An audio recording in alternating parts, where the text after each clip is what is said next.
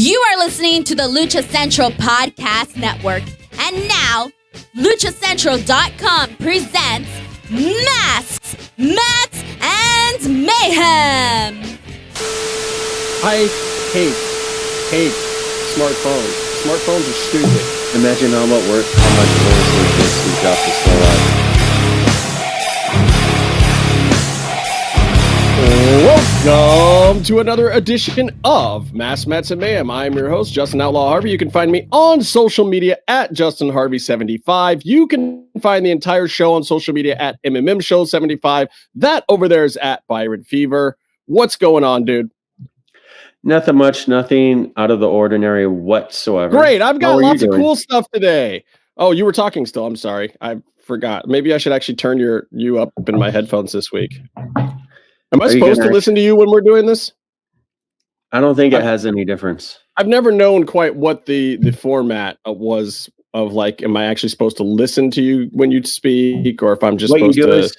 You look, but think about something else, and when the mouth stops, that's when you start. That's how I do conversation. Oh, if I waited for that, we would never get through this show. Can I tell you something? Hey, I am fed up. I got a thing. I'm fed up with paying for pay-per-views that don't... How to go last week? Oh, that was last week. What do you got? Should I give it? Even though there's two of us, should I give you the one? No, I mean you can. Sure, I'll give you the one. All right, what's that? Are you? So that's somebody's post office box. That's somebody's post office box, so it's okay to post it there because this person does get mail there. But this is from TR in San Antonio, Texas. And I don't know what's in this box at all. I got to send something to a post office. That reminds me. So we're going to open this up. That's a fresh seal there. I'm ripping off. That's cool. Someone sent both of us something to you. No. They sent me something to me. They sent us something. I'm excited. Let's see what this is. I know what this is. Oh my gosh, Byron. Do you know what this is? How excited am I for this? This is the Thunder Rosa comic. Wow. I'm legitimately upset. That's amazing-tastic. How come you got one and I didn't? That's not. And then it's, oh my gosh, she even autographed it. I don't know if can you see that there? Thanks for being a real one, Justin. Love. Oh, that's her real name. Let's not, we won't go there. No, this week we won't use her real name? No, this 1 week we won't use her full real name, even though she's a professional fighter under her real name. So it's not like it's a totally kayfabe. Whoa, that's I don't know if is that appropriate for this show? Is that panel okay? I don't know if that's okay for a video version of this podcast. Audio listeners, just go and buy. You can get this at thunderrosa.net, I believe is her website, right? Let me double check that. Let me not mess that up. It is Thunder Rosa. I'm typing with one hand. No, that's what I'm doing with the other one. Thunderrosa.net. Right? That's the site? Yes. Thunderrosa.net. I don't know if there's still copies available or not, but this is. Let me ask you this question. Can I ask you this question while you're on the website? What else is available at the website? She sells stuff, right? Exclusive services. Oh. Skype with me, exclusive photos, video messages. There is a giant disclaimer, though, that no nudity is involved. I don't think Brian would very kindly to that. She's also doing a fundraiser right now for the Salvation Army in Texas. She's always doing Yeah, she's always got stuff going on. You can get all of her merch there. And she sends her stuff out pretty regularly, like once a week. So she's got that good. She hustles really good with all those gimmicks. So if you're a fan, there's lots of stuff available. And I love this ad here for Mission Pro. They got some great stuff going on. I need to go back and watch the last one on Title Match Network, which is where you can get Mission Pro. I'm still subscribed. I am a faithful follower of Mission Pro, but I did not. I was working when they had their last little event on there, so I got to go back and watch it. But this is super duper awesome. I got to get some Mylar, maybe get that framed, put it up on the wall. Absolutely. Thunder Rosa. Thank you so much, Thunder Rosa. This is amazing, and everything that's going on with your career is pretty amazing too. You know, she was back in NWA down there with my boy Danny Deals, our friend over there that hooked us up with Rosemary and Allie over there. Danny Deals kayfabe name. She's kind of doing like the indie level, perhaps on her own level, a version of Moxley's deal. Like a very in-demand wrestler that is going beyond and outside of pre-made contracts. But I like, mean, she's just she's got this ability now. You can put it back to the normal two-shot thing. I mean, as much as I like my face. Okay. You know, as much as she's just in demand for whatever she wants to do. I mean, she's kind of at that level now that you've seen a few of these indie performers get to where they can pretty much just work all the time and at a higher level than some of them, you know, like there's been other performers out there that have hit the indies that you know get around, but they're not necessarily doing a major anywhere. But she's still hitting AEW, she's still hitting national TV time, she's doing the NWA thing, and you know, even during the pandemic, she was still managing to get quite a few bookings. You know, like I was worried for her safety. She was getting so many at a certain point. I was just like, damn, be careful out there, Thunder Rosa, because there's a lot of people with the ick. We don't want you to get the ick. Sorry, internet failure. What are you going to do there, Byron? You're going to cut around it? Great. Okay, moving on. So anyway. Justin, I think if we just continue on like it didn't happen, I can cut and patch things up and it won't be noticeable. Great. Well, Thunder Rosa, honestly, has been doing wonderful things, and I'm super duper proud of her. I mean, just we've been watching like her debut in Lucha Underground and those first few matches compared to where she's at now. It's crazy. I mean, she's just self-made, turned herself into this, you know, wrestling star. You know, and I don't know that she even spent a lot of time in wrestling schools or anything like that. I mean, she just really went out there and learned it and trained with people before events. She did train. I know she trained, but I mean, I don't think it's not like when you go to Performance Center and you're working on your craft every day as part of your job. I mean, she's finding ways to do all of this on her own. No, to be fair, it's 100% not like the Performance Center because she learned how to do her job and to improve because she needed to improve a lot when she started. And during the process, there were things she did well and there were things that she was struggling. And guess what? In a couple of years, she got better at it. If she was at the Performance Center. Yeah, I mean, she took note of all of the things she needed to fix on her own, and she listened to the people in the back. She listened to the agents that were doing her matches at Lucha Underground and NWA and other places. And, you know, she also went out and learned MMA and got into Combates America and became a big star for them. And brought stuff from that into her professional wrestling style. What else? I'm still just really impressed. I'm impressed because I remember talking to her on our show. I don't know if any of the listeners, viewers have time to go back and watch the episode, the interview we did for her right at the beginning of her AEW run. She talks about the beginning of Mission Pro as we know it now, because her and Brian used to run an organization in California, and then they wanted to do it again. And then they decided to take the lead and make a women's company run by women. And it's awesome. And you look at it now and they're good, fun shows. They are actively engaged in the social media and the wrestling scene, looking for more and more talent that deserve it. And if you watch shows like AEW Dark or Dark Elevation, you're going to see a lot of talent that they're good hands and they're getting the TV time, but they're not, they're getting shots at AEW and then they go over a Mission Pro and you see them really put their stuff out there and they're giving all these people great opportunities and a big stage to do it on, which no one else is doing that, quite frankly, in that way. It's just, I'm super duper impressed. I don't know what else to say about Thunder Rosa. I just don't, it's weird to me because the first time when I met her, I was like, oh, she's super nice. What a sweetheart. Like, I hope the best for her, and I liked the Cobra Moon character and everything, but I didn't know that I saw her at that point in time, getting to where she is right now. Mhm. And I apologize for not thinking that, because she even said it then. Like, she said right off the bat, like, just watch me. I'm going to work really hard. I'm going to do this. I'm going to be somebody. She said that from the very get-go. Yep.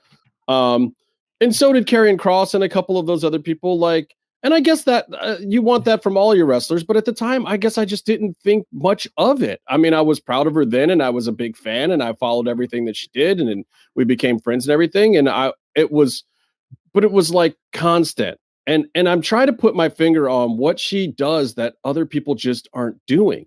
And I can't, and it's like, I feel like other people are doing the work too, but maybe they're not doing the right work. Maybe they're not working as hard, or maybe they're not doing the work. Have you ever seen someone constantly talk about grinding? I mean, she doesn't even talk about grinding. She doesn't have enough time to talk about grinding because she's too busy grinding. That's the point. I've seen a lot of people talk about always grinding. You know, they're always doing something. They're always working, and they're not. I mean, it's like, yeah, you just open up, Thunder Rosa's IG, and one day she's on a beach doing a photo shoot for her calendar, and then the next day it's like, oh, I found a place where I can do some Brazilian jiu-jitsu with some buddies, and oh yeah, by the way, I have an autograph signing tomorrow, and then oh yeah, I'm going to be in San Diego on Thursday to do a thing with Twisted Sisters or whatever. Then on Saturday I'm going to be flying to Jacksonville to do an AEW, and then the following Monday, I'm going to be flying to, Atlanta to do NWA. And then I'll be back to send out all of those T-shirts for you guys on Tuesday. And it's just like, what? Wild. And she does all the local charity work if she's home for like more than 3 hours at a time. And then the other day I saw she posted, I just made it a mission to wake up and run 3 miles every morning. Like, on top of everything else. For what? There's no body fat left to get rid of, Thunder Rosa. I'm just saying. Justin, it's as another long distance runner. I can tell you that there's also like a right. You know of another long distance runner. You know of one. I have run 3 miles in my life. Total. What's the next away from fights? Moving on. Okay. Anyway, I want to talk a little bit about these releases because wow, I did not see. Who are the ones this time? There's been so many. I saw one of these coming, which was Aleister Black. Yeah. I mean, I think we all figured for his own sake, we were all hoping that Aleister Black would get out of there at some point soon, because they just weren't doing anything with him. Not that they couldn't have been. They were. No, they were. There were several red herrings. One of the Dirt Rag guys mentioned that Thea was getting re-signed, and then which had no substance whatsoever. And then 2, he started filming stuff. Okay, so he's filming stuff, but plans can change. Then the vignettes aired, and he was actively on live TV doing angles with one of their top stars, Big E. But here's the thing. I don't think they let the writers in on the releases until they happen. I'm serious. I don't think they let them in on it this time, especially. I mean, Braun had been getting booked reasonably well recently too, and it looked like, oh yeah, Braun's still a top guy. They can do something with him again soon. Well, they're two different departments. And then poof, he's just gone. So the releases were Braun Strowman, Aleister Black, Lana, who I guess isn't terribly surprising, but I almost thought that they had finally just gotten over that whole thing and we're just gonna. Lana was a good release, but that was for her. I think they could have done. She was a total Divas character for the show, on that show and on the wrestling shows, and they're trying to make her a wrestler. And they were squeezing water from a rock, and she was trying to squeeze water from a rock, and that's not. Someone was talking about online on one of the shows that Booker T actually was saying she is, and he had to put over his wife for the same thing. Like she gave it a good shot. She's not an athlete. She's not a wrestler, but when she does what she does best, which is when she was the ravishing Russian with Miro, she was unparalleled. So if she could get back to that, then. Well, so do we think we're going to see her in AEW most likely then? I think so. I mean, I don't see why you wouldn't bring her in. She's a top name. Miro's already name dropping her in his promos, in his fantastic promos. First, I like to thank God for making me able to hurt people. Second, I like to thank my wife for being hot. You know, and he should thank her for that. Let's be honest. We all tremendous thank her for that. But yeah, so she'll go back to being AJ Miro McPerrystein or whatever she was before.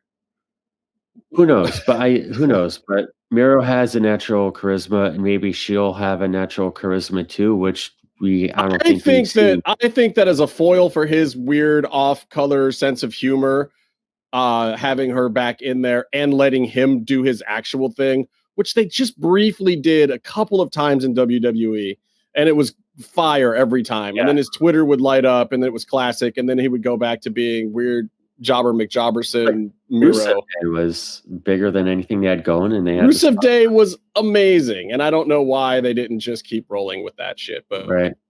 Anyway, so Lana was let go. Murphy was another one I was actually surprised by. He just had that big program with Seth and Ray and the daughter and all that stuff, and that stuff wasn't bad. I mean, he did exactly what he was supposed to do, and all his wrestling during that whole thing was great. I mean, he was showing up Dom left and right. He was showing up Seth a couple of times. I feel bad for that guy, because outside of WWE, he's not a star, but I thought that they had done a pretty good job of making him a star, and he can't possibly have been that expensive. No, but he might have been getting to the point where he would be because of the programs he's working in. He may not have been a draw, but he was in main events, you know? Yeah.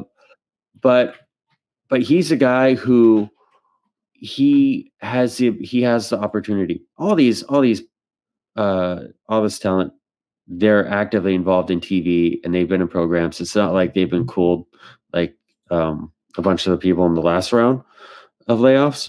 But so he has the potential to do something, and he has the momentum. Like if he does New Japan Best of Juniors, which everyone is saying, that's perfect for him. That's perfect for him. Yeah, he's got to. He's got to. Like if he shows up at Ring of Honor or Impact or even AEW, he's buried. There's nothing for him at AEW, in my opinion. Unless Impact, he can make himself stick out. He could be a player at Impact, but it's nothing that's going to really further his wrestling career. Ring of Honor may be better than Impact, but New Japan, for that guy, with the shape that he's in right now and the look that he has, he could be a top star, and then he could come back to the U.S. as an even bigger star if he does that the right way. I think, though, that he should gimmick himself up if he goes over there. I think he should do. It was either Viper or Lucha Blog someone made a joke how New Japan needs to sign him and bring him out and just say, "This is Kenny Omega." Someone's like, "What?" It's like, "This is Kenny Omega now." I know this is going to sound weird, but I think Murphy should do like a goth gimmick, an almost vampire-y goth punk rock kind of style thing in Japan. Dubstep in America and goth punk in Japan. I dig it. Yeah, something that I think it could totally work. Anyway, Ruby Riott. Wow. That I just feel bad for her. Like, what do you do? They could have sent her back to NXT, man. I don't know why they. She was still doing stuff. Like you keep Liv, but you let Ruby go. Like they were a good tag team, and she brought out a lot in Liv. And Liv is someone they do want to be a star on their own terms. Liv's got the thing they want. She's like another kind of Alexa Bliss-esque thing. Same with Mandy. I mean, it's a thing that Vince likes, and I just don't think he ever got the Ruby Riott thing. But I mean, it's a shame, you know. And she wasn't able to go into business for herself like CM Punk, but she was reminiscent of CM Punk to me in that they didn't really know what to make of it, but the fans did, and a certain set of fans especially knew exactly how to take her. And I just don't know why they couldn't. I don't know why they couldn't figure it out. And I felt like she was the one that should have kind of stepped into the big time babyface shoes in that women's division. I think she could have actually done that. And I don't know why they didn't go that route with her. At especially NXT, she did. NXT, of course, you have people who are already familiar with her, but also she was allowed to shine and do her thing. And then up at at the big shows, she wasn't. But then they had this thing where they took a bunch of the female roster and put them into 2-3-person factions, and she was the glue of her faction, which was the best one out of all of them because they all like legitimately got along, and it made you believe. Yeah, and they hung a lot of storylines on her. I mean, she didn't necessarily get the rub, but they hung a lot of storylines on her, and like she's they kind of anchored the division. She's kind of like Natalya without the family. Yeah, pretty much. I that one was just kind of baffling to me. And again, like, was she costing them an arm and a leg? Like, did they feel like they didn't need her? I mean, they've got, I don't know, it's like the division is Nia and Charlotte and Tamina and Natty. You got Mickey James is gone now. Ruby's gone now. Lana's gone now. It's just you want a younger audience too. And I mean, I guess someone who is and Bianca and Sasha a little bit, but Bailey's great. I really felt like Ruby Riott could have taken Bailey's spot when they made Bailey heel. Like, she could have taken over some of that babyface thing for Bailey. Just the cool, awkward alt personality babyface thing. And for some reason they just didn't see that as an option, and I'm baffled by it. But she should do well going somewhere else. I don't know if I want to see her in AEW. I think I do. Good. I don't know if it's just, is everyone going to go there? That's my only hesitation. She would be a great veteran signing, even though she hasn't been on TV so much. I think she would be good for that division, just because I think, her and Chris Statlander would be good. Her and Britt Baker would be good. She'd be great for everyone. Allie would be good. Like, I just think she would be a really solid member of that division. Like, I don't see her coming in and being a champ or anything, but she can cut a decent promo. She can work an angle. She can have a good match out of nowhere. I think she'd be a great addition there, more so than Impact, where I think she'll just kind of flounder a bit. And then Santana Garrett. Santana Garrett was huge on the indies a few years ago. And when they brought her in to WWE, I don't know if she's injured right now or what's going on, but they just never did much of anything with her. I have an idea. I think she's great, and at NXT she got opportunities, but I thought she was respected for what she could do to give people good matches. Right. But I think by the time she got to NXT to WWE, she was ultimately a little bit past, I don't want to say her prime, she's a talent, but past the shelf life that WWE would want to pay attention to. Here's the thing. Yeah, I didn't see her as a talent that was going to improve or do something bigger or better. Like, you bring her in to do what she does, and either you like it or you don't. And I feel that way about Taya too. I don't think that Taya is heading towards the top of her career. I don't think she's slumping off either, but I think you bring in Taya to do what she can do. And if you can't, and the changes that they're going to make with her are character based, and they're already doing that. And I think it's working. Instead of just the tough guy, sometimes valet, sometimes fighter thing that she's done in her last 3 promotions, they're bringing her in as credible threat to everybody, giving her great promo time, a good character thing that she can build on. And they never did that part with Santana. And, and maybe she had been used too many other places too many times. I mean, she was kind of the face of like 5 different indie promotions 2 or 3 years ago. But she was also like brought in not to really win, but she was brought in and they'd say, oh, here's someone who's a big deal. And then, she would lose to the next, to bring it to the other division. She'd lose to the Finn Balor coming in, to the Samoa Joe coming in. She'd give them the good match. Right. But but that's fine too. I mean, I think you have a lot of guys like that. I think, Thatch and Ciampa are that right now, and it's great. And there's good matches, and they're going to be hard hitting good matches. What you're going to get out of them. And it's not for the sake of propelling those guys at any point in time, but you enjoy watching them. And I never disliked watching Santana, but anyway, she's one though that I think she'll go back to exactly what she was doing before. She'll headline everywhere she goes. She'll be fine. We'll be seeing her and Thunder Rosa headlining, every super indie card out there for the next 2 years until Mel gets picked up somewhere bigger. Oh, TR is salivating at the next Mission Pro card. Like, she's picking off a ton of people she's meeting at every show, including the AW shows and NWA shows. And now she can bring in, like, she would be a fool to not, well, anyone would be a fool at that level to not bring Ruby Riott and Heather Lovelace, whatever she's going to call herself now, into their locker room. Yeah. Oh, for sure. Now, so what happens with Aleister Black? Where the frick does Aleister Black go? Aleister Black is the next Moxley. Not like the same, but the same as in... But to be the next Moxley, he's got to do New Japan and AEW. He's someone who's going to write his own path.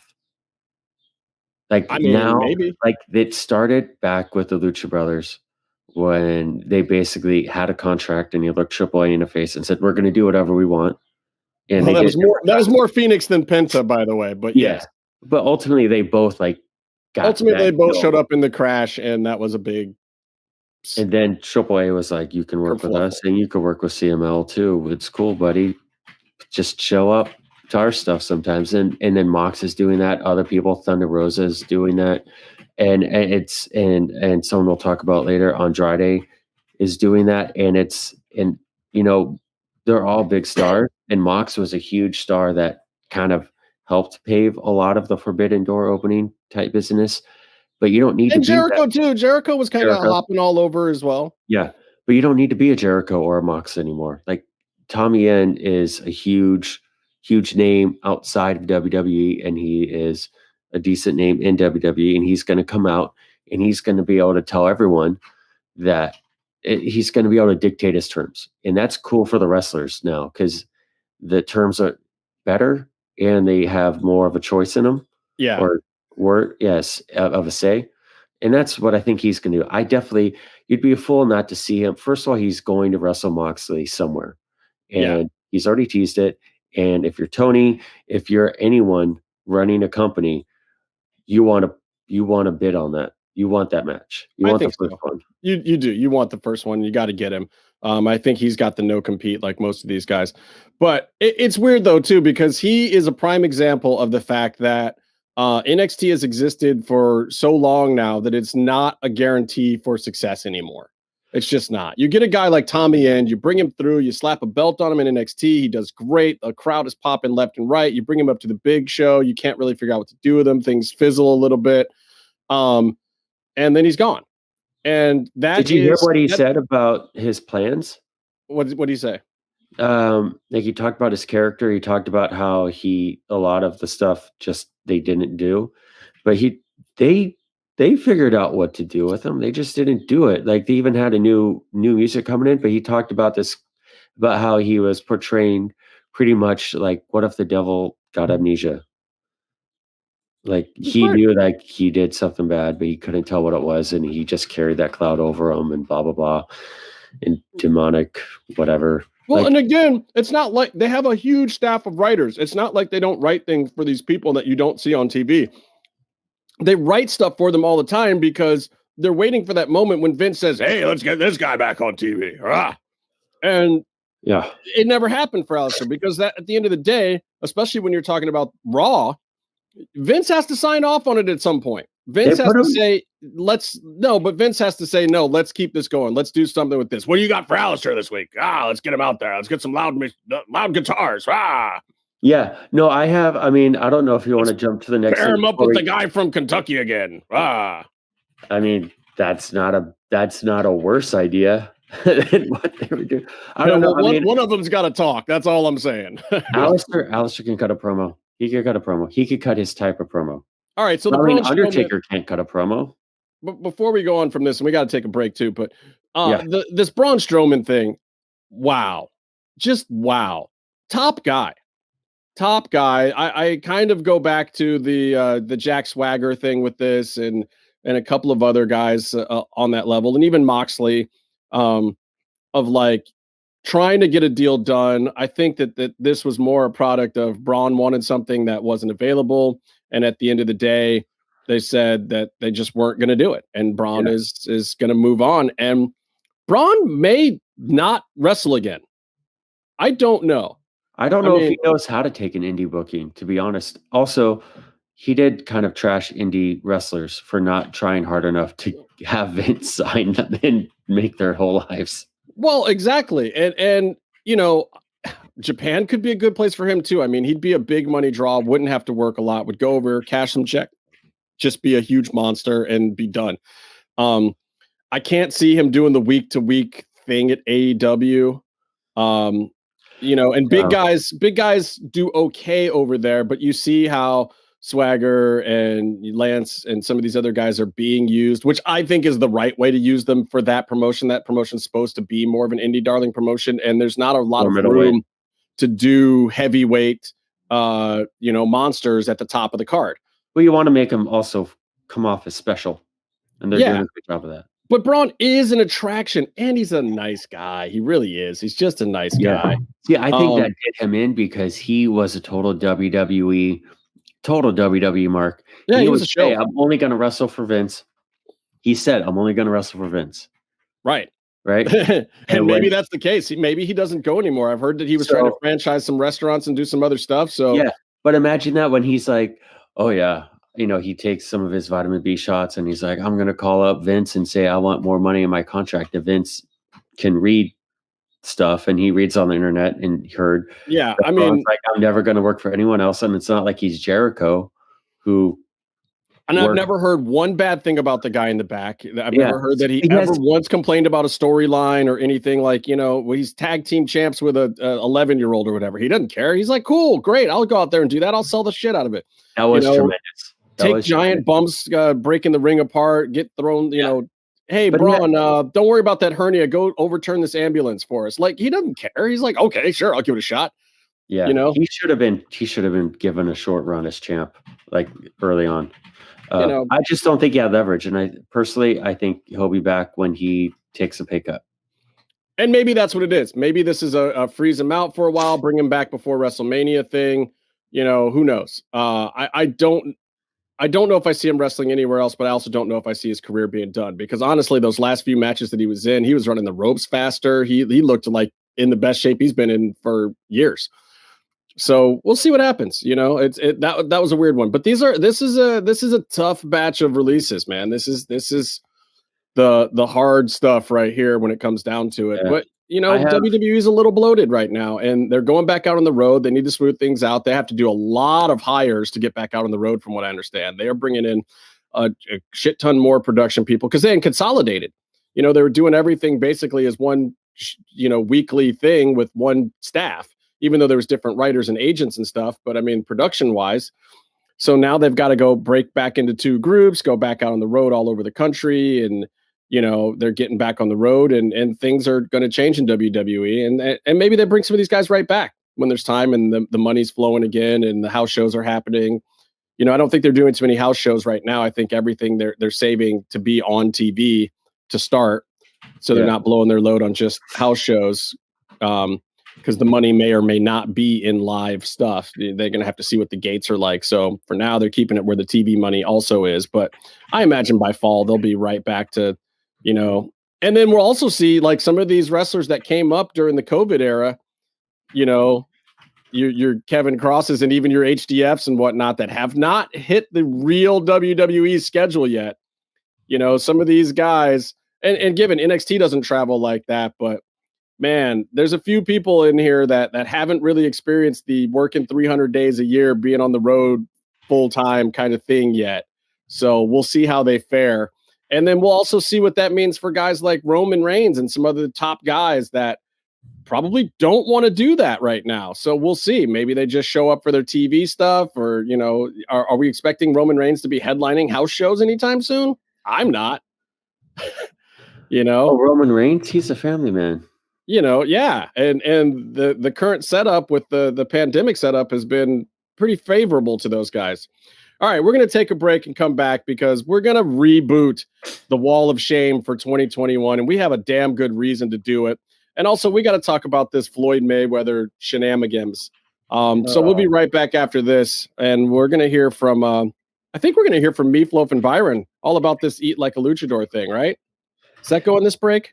Yeah, that's going to, We don't know yet. It'll be a surprise to all of us. Plus, we got to hear from the lovely and talented. Did you see the thing on the Twitter where she's like making the face in this? It's amazing. No comment. So talented, the lovely, talented, and amazing Denise Salcedo. Tell us everything that's happening this week on the Lucha Central Podcast Network from Lucha Central over there. Hey, Meef, did you hear? What's that, Byron? There is a brand new cookbook out called Eat Like a Luchador by the Legends of Lucha Libre. Did you hear about that? I have heard about it. I may even make an appearance. I am just super stoked because I think they only illustrated like 17, and the fact that I'm illustrated is just mental. The fact that I'm in the book is mental, and I think Phoenix is the one after me. So when people are skipping to Phoenix, they're going to see some chubby guy who works in a supermarket in the middle of a cookbook for superstars of like the world of wrestling, which is just crazy. Super Astra has put his recipe for his world famous torta. Taya Valkyrie, who you are seeing now star on NXT as Frankie Monet. Ray Phoenix. I believe Pentagon is in there as well. Penta is in it as well. Damien Seis. WWE Hall of Famer Amy Dumas, who you may know as Lita, is in it. Yes, quite a lot of the old legends from our youth from WCW and AAA and CLMLL. I definitely want to make Penta's whatever meal he made, just because I'm a super fan of his for so long. If his food can get me anywhere near 1/1000th as badass as he is, I need to start training and eating his recipe and only his recipe. Yeah.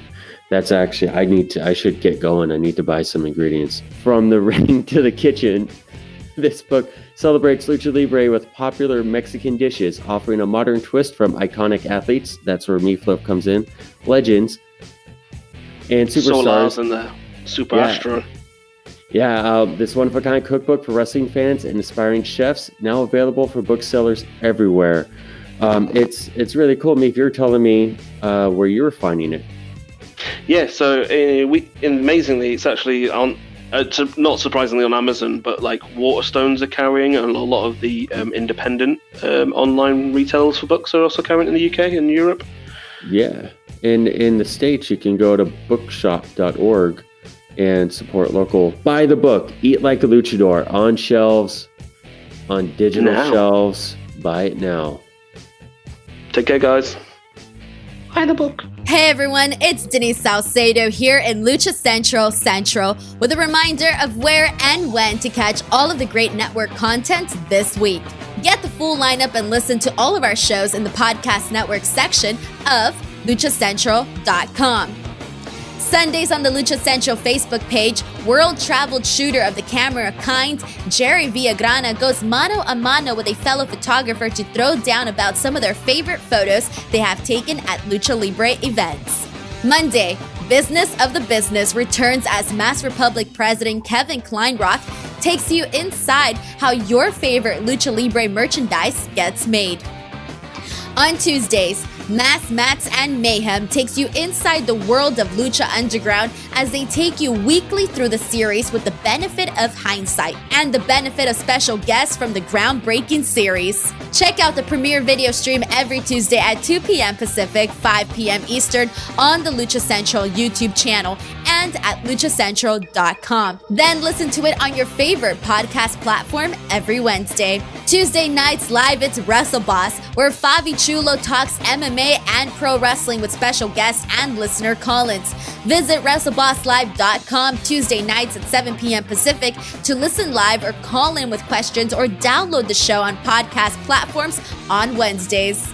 Wednesday nights live on Facebook, it's Spanish show La Mesa de los Márgaros, giving you both the news and the chisme from around the lucha world. Special guests and a whole lot of fun make it one of the most talked about shows in Mexico. Thursdays, it's Straight Out of the Bodega with Papo Esco and PWR promoter Gabriel Ramirez as they have guests from throughout the wrestling world pull up to give an inside look into their careers. From indie standouts to television superstars, each week brings a new name and perspective. On Friday, it's your double dose of Lucha Central weekly podcast, one in English y el otro en español, Lucha Central Weekly is where you'll find all the top stories of the week, both inside and out of the ring from Mexico and anywhere luchadores are in action across the globe. Be sure to subscribe and follow all your favorite Lucha Central Network series on your favorite podcast platforms, either by their own series name or subscribe to the Lucha Central Podcast Network show pages to get all of the shows in one easy feed. And please consider giving a rating to help more fans find the shows that you love. For now, this is Denise Salcedo signing off from Lucha Central Central. Have a great week. And we're back. Byron, have you read Eat Like a Luchador? Have you seen this book? I have this book, and I think it's phenomenal. I really think that I'm going to try to cook something and put it on the show. I think you should too, because you also have the book, and you're a better cook than me. I can, in fact, actually cook. I'm not, I don't know that I would consider myself a professional chef, but I have been known to have some knife skills and some chops in the kitchen. Yeah. So here's my question. It looks like some of the recipes are phenomenal. Yes. If you were going to do a cookbook and put, a bunch of really cool people in there, right? You'd spell their names right, wouldn't you? Me, or do I think someone should? I mean, you would. If you were the publisher of said aforementioned cookbook, you would spell names correctly. Sure. Yeah, I would. Whether they were the biggest star in your cookbook or, some guy from Falmouth, England, you'd spell their names right? You know what's weird? I also didn't see the word Falmouth in the bio. But I don't know English stuff. Maybe he kayfabed his home for the book. For those who haven't, make sure you get a copy of this first print before Casey firebombs Kevin Kleinrock's house and makes him change it for the second print, because Meefloaf's name is incorrectly Meatloaf. With two E's. Not even the cool Meatloaf. No, not even like the actual rock singer Meefloaf. I can't say it right anyway. But yeah, and saying is one thing, but man, in print, that's brutal. Oh, brutal. So we have decided that since Casey flat out refuses to come back to the show while this guy is on the Wall of Shame, and he's not coming back to the show because he's on the Wall of Shame, Kevin Kleinrock, you are our first inductee in the 2021 Wall of Shame. Good Lord, our overlord, Kevin Kleinrock, the grilled cheese master himself, got Meefloaf's name wrong in the book. And Meefloaf is so proud of this moment. And then when he saw his name spelled wrong, I'm pretty sure he's just sobbing softly and quietly into his Phantasma pillow as we speak. Has he admitted it to us yet? That he's that sad about it? No, that he even noticed. Because when Santos HDF lost the belt, he wouldn't talk about it at all. No. I don't know that Meef has publicly acknowledged it yet, but I do believe that he bought 70 or 80 copies in the UK and went and made the T into an F and then sold them back to the store. So basically lost money. He just printed out a little sticker that says Meef, and he puts in every book at the Barnes and Nobles or whatever. How does your internet know when we start a new segment? I don't know, man. What were we talking about? We were talking about Meef. We're talking about how Meef is crying.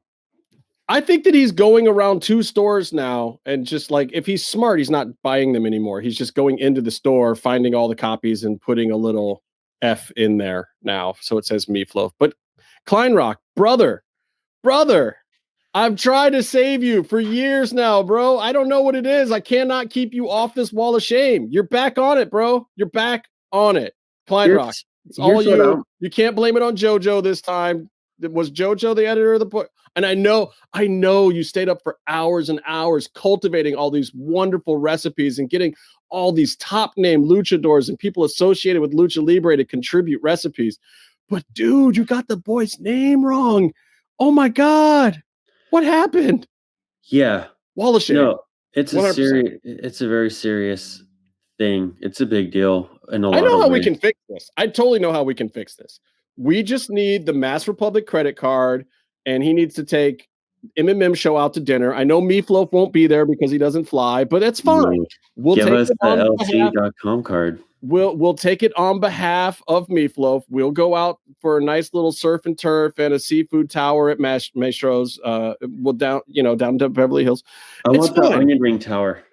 Yeah, I mean, I think that will settle everything and get Kevin off the wall of shame. Then maybe Casey will come back to the show. I don't know. Yeah, it's Casey. By the way, there's a good reason why Casey's not here. For anybody who's wondering, Casey fucking hates wrestling right now. He just hates it, and there's nothing wrong with that. He watches a little bit of wrestling. He listens to Matt Cardona's podcast. But man, sitting here and talking about Raw or AEW or places where Pentagon keeps getting beat, not really his favorite thing to do. And this is supposed to be enjoyable, so I'm not twisting his arm to do this when it's not enjoyable for him. But please listen to his other podcasts. He does a lot of horror movie stuff and stuff that he actually likes right now. And when he likes wrestling again, he'll probably swing back through. You know what I'm going to do? I'm going to go to that podcast,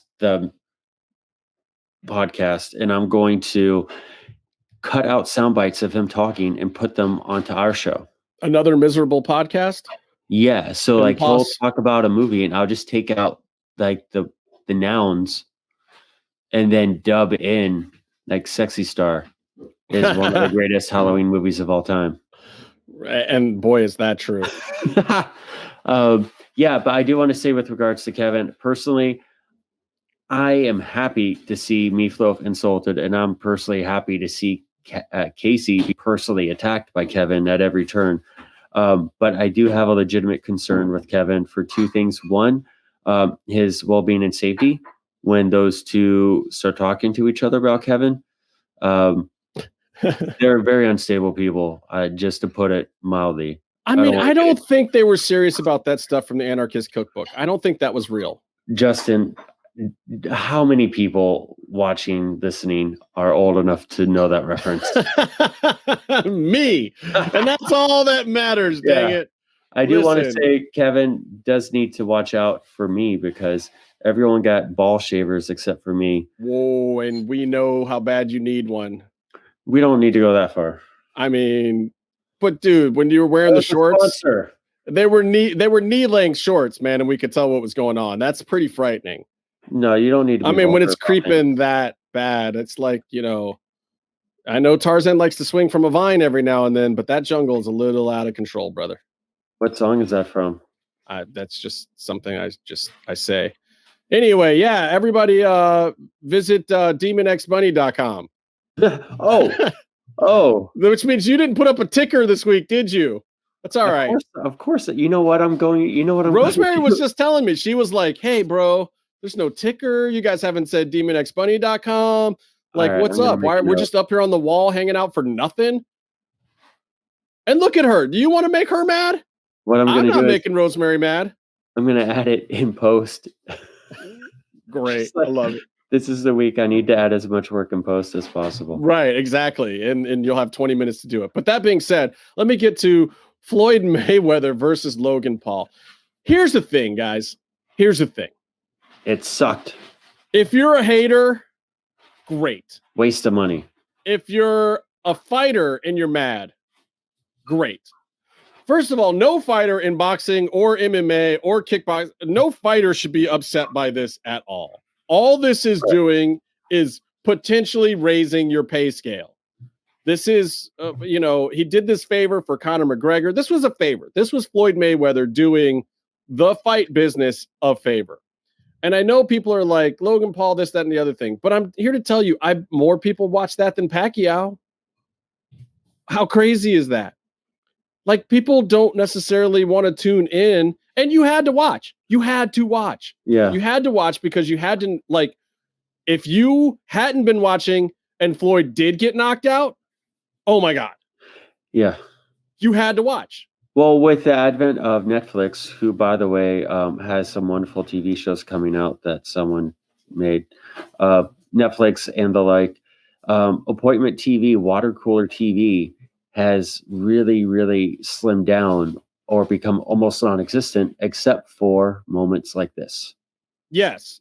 And you need that. And part of what makes this spectacle work is the fact that one guy is huge and way bigger than the other one, and the other guy is 50 million times more prepared for the actual fight and has a higher caliber of ability. So you have this weird, gross mismatch, and it even looked funny with those two guys standing in the ring. The promos were ridiculous, and the other Paul brothers stealing Floyd's hat and all this stuff. Like, it's just spectacle for the sake of spectacle. You were paying for spectacle. And I apologize if you didn't know that ahead of time.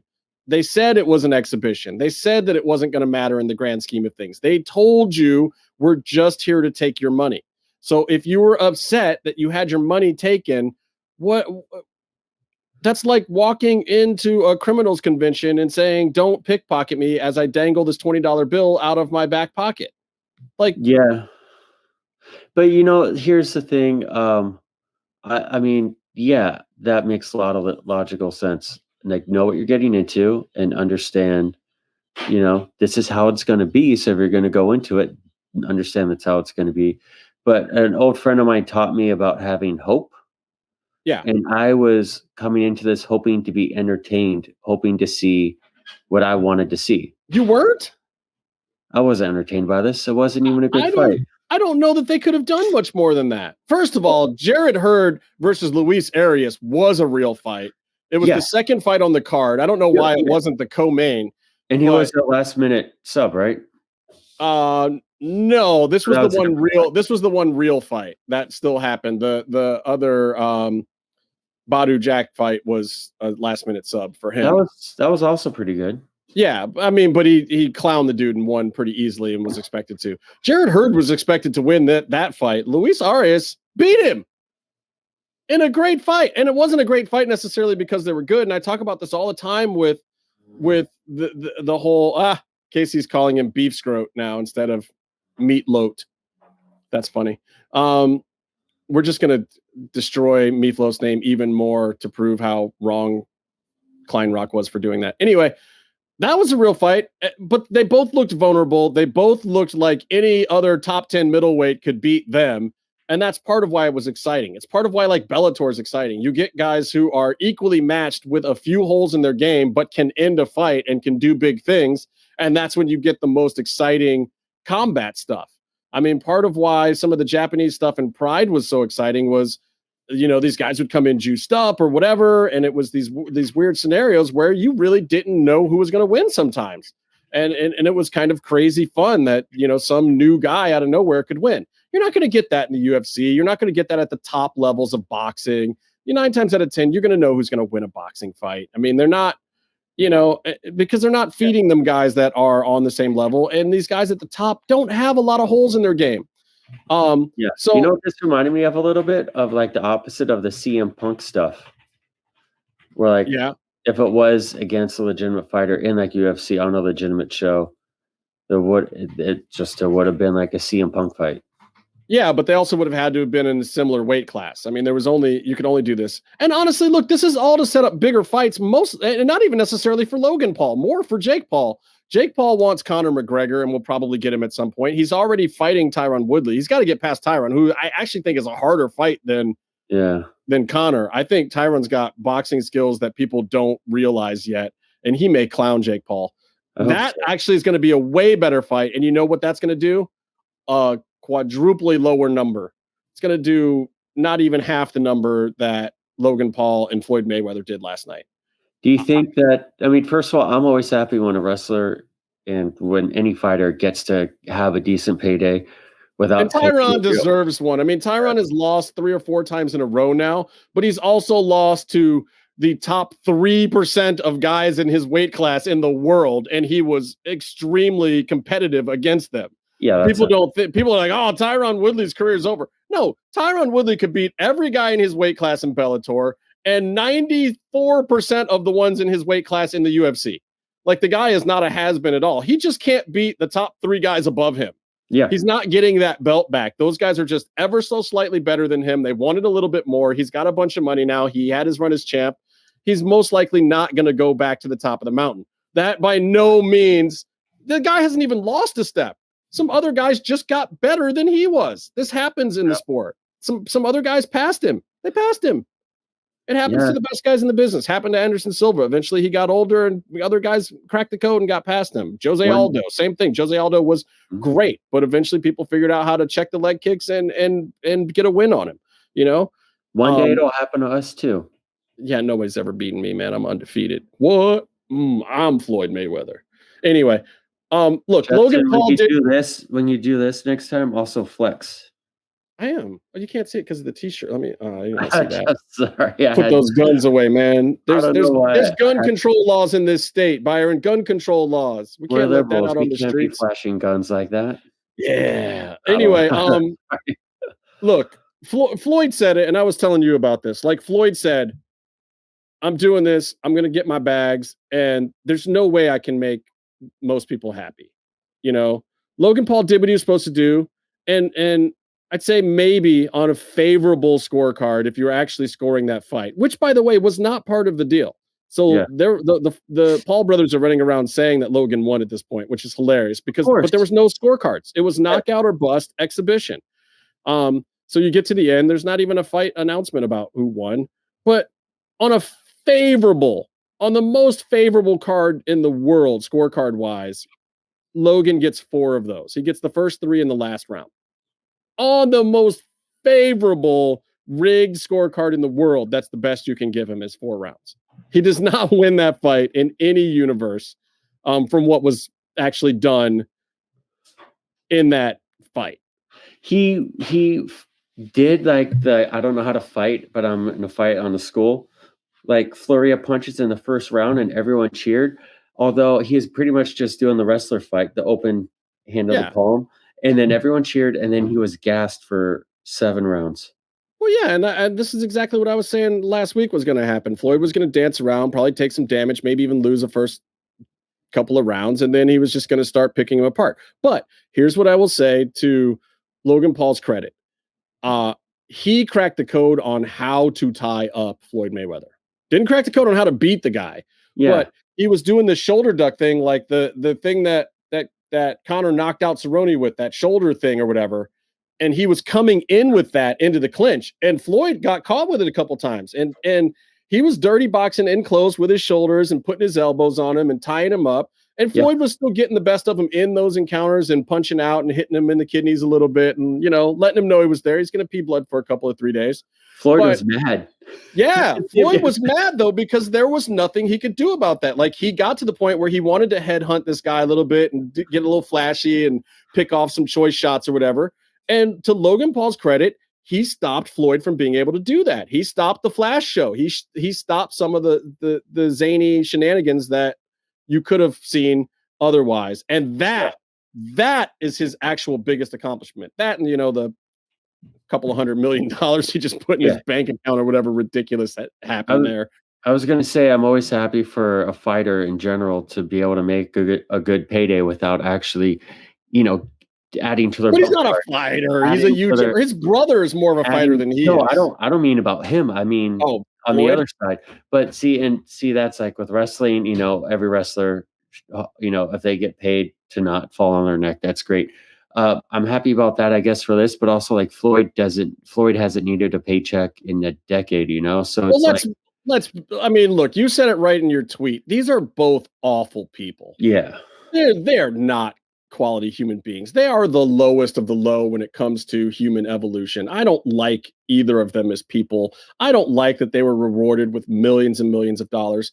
I do, however, like that there was some spectacle, some pomp and circumstance brought back to combat sports in general. And anytime that happens, I support a little bit of that. I'm happy that, Hurd and Arias got a decent fight on the undercard. Like, what I would like to see on Floyd's next card is let's put some credible up and coming guys on that undercard too. Let's give people some exposure to some other good fights if we can. And I know they tried to with Bodujak or whatever, but it didn't work out with the other guy pulling out or whatever. But let's do 3 or 4 of those on the undercard and then do a big thing at the top. But you're gonna have these Askrens coming out of the works and Tyron Woodley and these YouTube guys. And look, they're bringing attention back to boxing. They are. And great. Let's bring stuff back to give MMA fighters a place to go to get a paycheck. Guys like Tyron Woodley, who I absolutely love and do not want to see as champion anymore, but I want to see him get the giant payday. And I love him being at the forefront of things. So yeah, I'd be down for that if the Paul brothers could give their YouTube rub to the sport of boxing, because it just those types of careers really suck for people. Yeah, look, it leads to more money for everyone, and it's a work that works for me. And I got exactly what I was expecting to get out of the entire thing, so I'm not disappointed. I was more disappointed in the AEW pay-per-view than I was in this, but it was exactly to a T what I anticipated, minus the fact that I thought you would get just a little more flash out of Floyd. But I also liked why you didn't, which was that Logan cracked a little bit of that code. So I as a actual boxing fan, liked that part of it, that he figured out one thing about Floyd Mayweather, which was interesting to see, and it was the height that did it. Like, you'll never see somebody else be able to crack that code. Nobody else could come in with a shoulder because nobody else has that height where the shoulder is going to automatically be under Floyd's chin when he comes in. Yeah. Floyd's never going to fight another guy that size. And if he does, he's freaking crazy. And whoever he does fight that's that size should be paying attention to that footage, because and his arms are so big too. So long. All right, let's take another quick break, Brian, and let's come back and talk about a little bit of Lucha. Did you call me Brian? Brayon. Son of a bitch. Wait, hold on. I have a note here from Kevin Kleinrock of how to spell this. Bayro. Oh, Bayron. No, that's from Penta himself. That's what he wrote on one of my masks he signed. Wow. I don't feel so bad about being called Jason now. Well, you know how you are with your friends, with your best friends. You're a little looser with the name calling and stuff. Yeah. You know, he was telling me, we were having a good laugh about that back at Lucha Underground when he held my wrist when he super kicked Puma King Ricochet in the face. We had a good laugh about it. It's something we both will always remember. All right, let's take a quick break. I'm going to go and look at my special wish list here. All right, don't be vulgar. Things Miss Elizabeth would buy. All right, we'll be right back. No, you're supposed to say Lex Luger killed Miss Elizabeth. No. She's not going to buy anything because he already killed her. Yes, that's the joke. I don't know how much of that I could put. I could put it all in the show. I'll just put it all in the show. Yeah, no, dark side of MMMshow. Lucha-masks.com, in partnership with Mask Republic, give you personal protective masks to keep you Lucha strong in the fight versus COVID-19. With world-class luchadors Blue Demon Jr., the Lucha Brothers, LA Park, Ultimo Dragon, Cain Velasquez, Conan, and so much more. Head to lucha-masks.com and you too can become a masked warrior. Lucha-masks.com, powered by Pro Wrestling Revolution. And we're back. Lucha Underground Season 2, Episode 14, Cage in a Cage, this week in our Lucha Underground Rewind. One of the strangest things about this episode is that there's no vignettes in the show. There's only one at the very, very end, which we will definitely talk about. Maybe the best part of the show, depending on what you're into. Anyway, Cage in a Cage is your first match right off the bat, because it takes the entire intermission for them to set up the damn cage, because this is not like an easy drop it from the rafters thing like WWE. There's dudes that have to come out and build this friggin' thing. What are you going to say? I was going to say, speaking of Azteca Underground and like, what are they going to do? And like thoughts on how to actually produce that show for a budget, but still do Lucha Underground stuff. This is one of those episodes where you get some of your budget back. Let's do an episode that's 2 matches and you save on everything else. Yeah. So, and 2 matches with a ton of stars though. That's true. And it was great. But, the audience was there for a long time to get these 2 matches, because building the cage takes forever at Lucha Underground. Yeah. And this one was weird too, because we're sitting on the other side for a change. I think there was only two or three times when that happened of the bleachers. Yeah. On left side behind Gus this week. Anyway, Cage in a Cage versus Johnny Mundo with Taya. My favorite version of Taya, as we have established, though. I appreciate her. She could have done me a favor and worn the backwards hat to the ring. I don't understand why that couldn't have happened. She wasn't in the match from the start. She could have worn the hat to the ring. We get it. I mean, the kind of pop she would have gotten, the standing ovation. No, Justin, We know what you mean with these words. Yeah, if you're going to be a carny, every now and then you got to raise a tent, right? For the carnival. I thought you pitched them. That too. Anyway, look, there was some fun stuff in this match. Boston Crab on the ropes, top rope Spanish fly, Taya climbing up with the kendo stick, which was great because then Cage misses everything in the universe with the kendo stick. And then, and then gets speared or whatever. But like the whole thing was just the great sequence. And then the kendo stick bouncing right up into Cage's hand was classic. It was just classic. And then, Mundo gets walloped. And then Taya climbing up with the chair, also great. Yeah.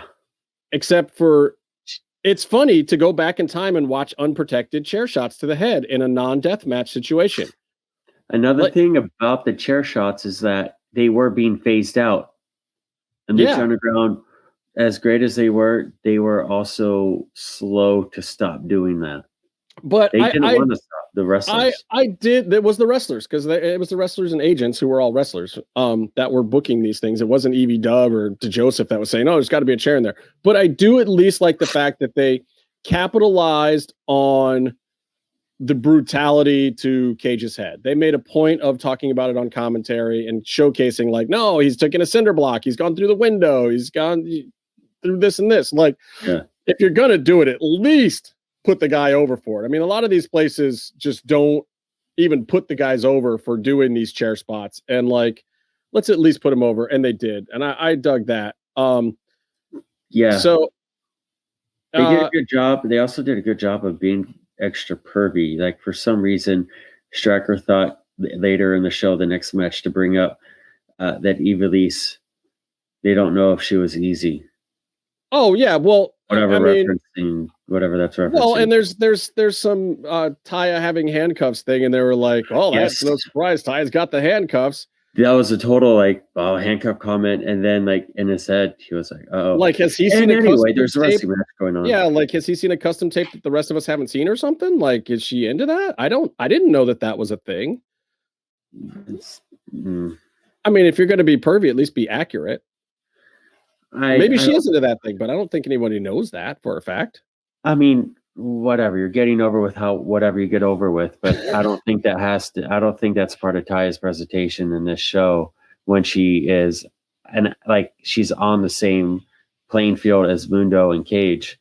You don't have to try to sell her 8x10s and living room matches, Well, true. But she did get a little bit in, and she's still bumping here. And, whoever sets it gets it. And she set the cuffs, and she got them. So she gets cuffed up.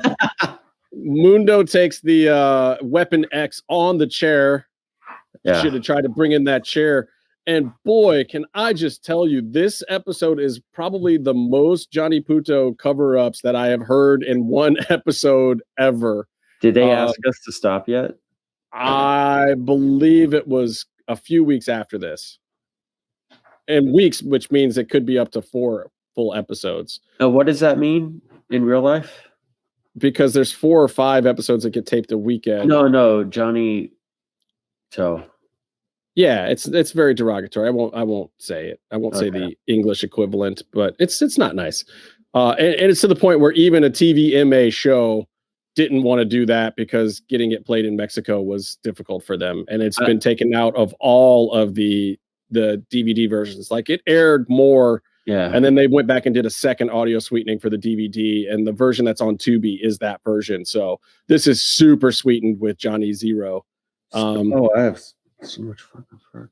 And then speaking of words, I learned a Japanese word. Do you want to hear it? Yeah. What's your Japanese word? Kusotare. Kusotare. Kusotare. Oh, what does that mean? It means shithead. Kusotari. Baka. Bakiado. So anyway, Cage hits the Weapon X on the chair for the win. Fun match. Good times. Love all these guys. This was definitely the height of their Lucha Underground thing, and there's just nothing wrong with it. Then we get a hold on from Mr. Dario and an update that Angelico has magically died since his last match and will no longer be seen in today's match. And we're just going to go on like he wasn't there anyway because they were going to drop. So fuck it. That's his gimmick. That's his LU gimmick.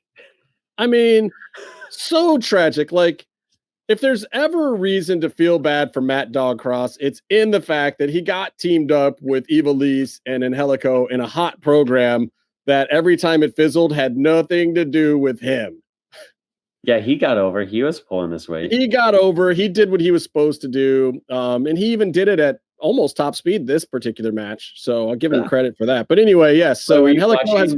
Were you watching on double speed to get it over with? No, I was actually watching regular speed. He was fine. These kind of matches work for him, though. This is where I like the Son of Havoc character. Like, put 35 guys in the match and do tornado style or whatever, and I have no problem with him whatsoever. And I like Matt. He's a great guy, and he's actually a really good wrestler. I just think in a lot of his one-on-one matches, his setups are slow, and they're very deliberate because he works super duper safe, and he's a great worker. Yeah. But he did break Jack's jaw with that elbow that he doesn't do anymore. Yeah, he's a backyard wrestler, like the psychology is more for spots. Right. Like he's just setting up the spot and it doesn't matter how long the work takes to get there. He gets to the spot and then he executes it as safely as he possibly can. And if that means slowing down, he slows down. And I can't really hate on the guy for it. It's just a few times where I was just like, oh, brother, come on. Can we do a little more here? Pretty please. Yeah. And it's funny because I've seen that dude in a room with 32 people watching, and he'll put out more than I've seen him put out on TV a couple of times. And that's where it's like, bro, you can come in here and do a freaking top rope triple moonsault on a guy at like top speed and then run the ropes and drop an elbow on his dome. And you get in a ladder match with Pentagon and it's like you're stuck in molasses. Seriously? Really? Yeah. I mean, that match was bad, but also you got to wonder how many people said or like didn't say, but say like, hey man, your big ladder match with the guy who's winning the belt tomorrow? Like, don't phone it in? I don't know. Like, don't hurt him. Oh, I guess that's true. Yeah. You might have a good point there. That good spot you want to do, that'll get a big pop. Well, and don't get me wrong, Penta was plenty taking his sorry ass time back then too. Yeah, he went into business for himself, but he was gonna win. I mean, isn't that right before Vamp called him the Thing? Said the thing about him? Said he was fat and lazy. Yeah. He was fat and lazy. Yeah. I think that was right after that was taped. So it came out before that match even aired. But anyway, I digress. Let's move on to this Trios Championship 4-way with one Trios team being down to 2. We've got Jack Evans, PJ Black, and Phoenix versus Penis Guy, Mr. Cisco, and Cortez Castro versus Prince Puma, Dragon Azteca Jr., Fire, and Rey Mysterio, not junior this week, though was junior last week, and will be junior again next week, versus Ivelisse and Son of Havoc, not to be confused with Son of Madness. Cisco, Rey, and Evie, and Phoenix. Cisco, Rey, Phoenix, and Evie, great start. You can tell they planned this stuff out. They worked it out a little bit. This was not called on the fly. They gave Evie some good moments too, because clearly she was not the high caliber luchador that these other few were. And Cisco, oh my God, getting to work with Rey Mysterio. Like, I'm just sitting there and I'm watching it. And Evie too. Like, I felt just rewatching this, I was so proud of them and just getting to have these moments with Rey. And this is another reason why it was great to have this match, because here you have, 12 competitors, or 10 other people getting a chance to work with Rey Mysterio. And he's working them. He's like, actually, like, this is a big moment for all these guys. And Phoenix going over and shaking his hand before the match, in business for himself. That was not written. He's like, I don't care. I'm shaking this dude's hand. This is my idol, and I'm in a match with him. Again, I'm fine with this. Yeah. Just great moments, and that was a great start. But commentary was more concerned with what happened to Bale after Puma, Cortez, PJ Black, and Son of Havoc came in. So not as much fire on the second round of things. But we get into like a great dive sequence where everybody dives, some except for Joey and Evie, and maybe Cisco didn't dive. I think he was already on the floor. He was the basing. He was catching everyone. Yeah. But then Joey and Evie face off, some big slaps. Ivelisse executed a great looking suplex. Evie eliminates Cortez, gets the roll up on him. And so Joey and Cisco and Cortez go bye-bye. And then Jack Evans faces off with Evie. Now, here's the thing. I don't think I'm speaking out of turn to say this publicly. Jack Evans not a fan of Ivelisse. This match is a little bit of the source of it. What were you going to say, Byron? There's been a few tweets about it between them. Yeah, they're not the best of friends. And he's not really throwing her under the bus in the back, but if you ask him if he's going to work Evie, if he wants to, he's going to say no. This match, you can see a little bit of it. Kind of the start of it. He didn't like the way she politicked and the way she went into business or the way she tried to lay matches out or that she would try to lead. He did not like that at all because he felt like he was way more qualified to be doing it. But she almost has to lead sometimes because she doesn't have the same moveset that these guys do. He can't lead because he's going to throw her into some stuff that she's not ready for and that her body type doesn't work for. Like Jack's used to going with Drago and guys that can just throw out any crazy weird shit. Like Jack can do real Lucha Libre. Anyway, but I just love Jack going into business here and saying, oh, she thinks she's the baddest bitch in the building. No, I'm the baddest bitch in the building. Like Jack is just amazing. And I love that they potted up the mics for it, put it into the show, cut it in, sweeten the audio. AEW needs to do that. Like I've seen him work matches on Dark or whatever, and he's walking around and the commentators, whichever show it is, are like, yeah, Jack's cutting promos, but we can't hear a thing he's saying. Like, oh, but that's the best thing about Jack. Jack is going to do it whether it's on the mic or not, whether there's time. He's not going to break TV. He'll still get out on time, but he's going to, in the middle of a match, if necessary, cut a promo. The whole time he's walking to the ring, he's typically cutting a promo. The guy is fire, and they're great. Like, he will just chew somebody up. Anyway, that was a great Jack moment. And Jack is honestly the MVP of this whole match because then Evie hits the code red on Jack and PJ assists to get Jack the pin over Evie. So Evie and Son of Havoc are out, which means one thing and one thing only. Jack Evans is now taking every bump left to take in this match. All the bumps are on Jack, and they all look great. He sells for everybody. He sells for Ray Horace. He sells for Phoenix. He sells for Puma. Like, he's selling for everyone now. Like, he's selling for Rey Mysterio on all of his moveset. And the whole thing goes down. And, of course, Ray hits all the stuff, gets the pin on Jack. And you have new trios champions, Dragon Azteca Jr., Rey Mysterio, not Jr. this week, and Puma, Prince Puma. Melissa announced him as Rey Mysterio Jr. at the top. At the end, or at the top. One or the other. They keep going back and forth. Is Jr. or not Jr.? Anyway. He's a Jr., and it's spelled with an I, not a Y. Well, that's not in Lucha Underground. It's not. It was spelled with the Y in Lucha Underground. Well, they didn't go back to the original Mexican way of spelling it, the Mysterio. I'll always tweet him as an I instead of a Y. Well, how do you spell Eddie for Eddie Guerrero? You do the IE or the Y? IE.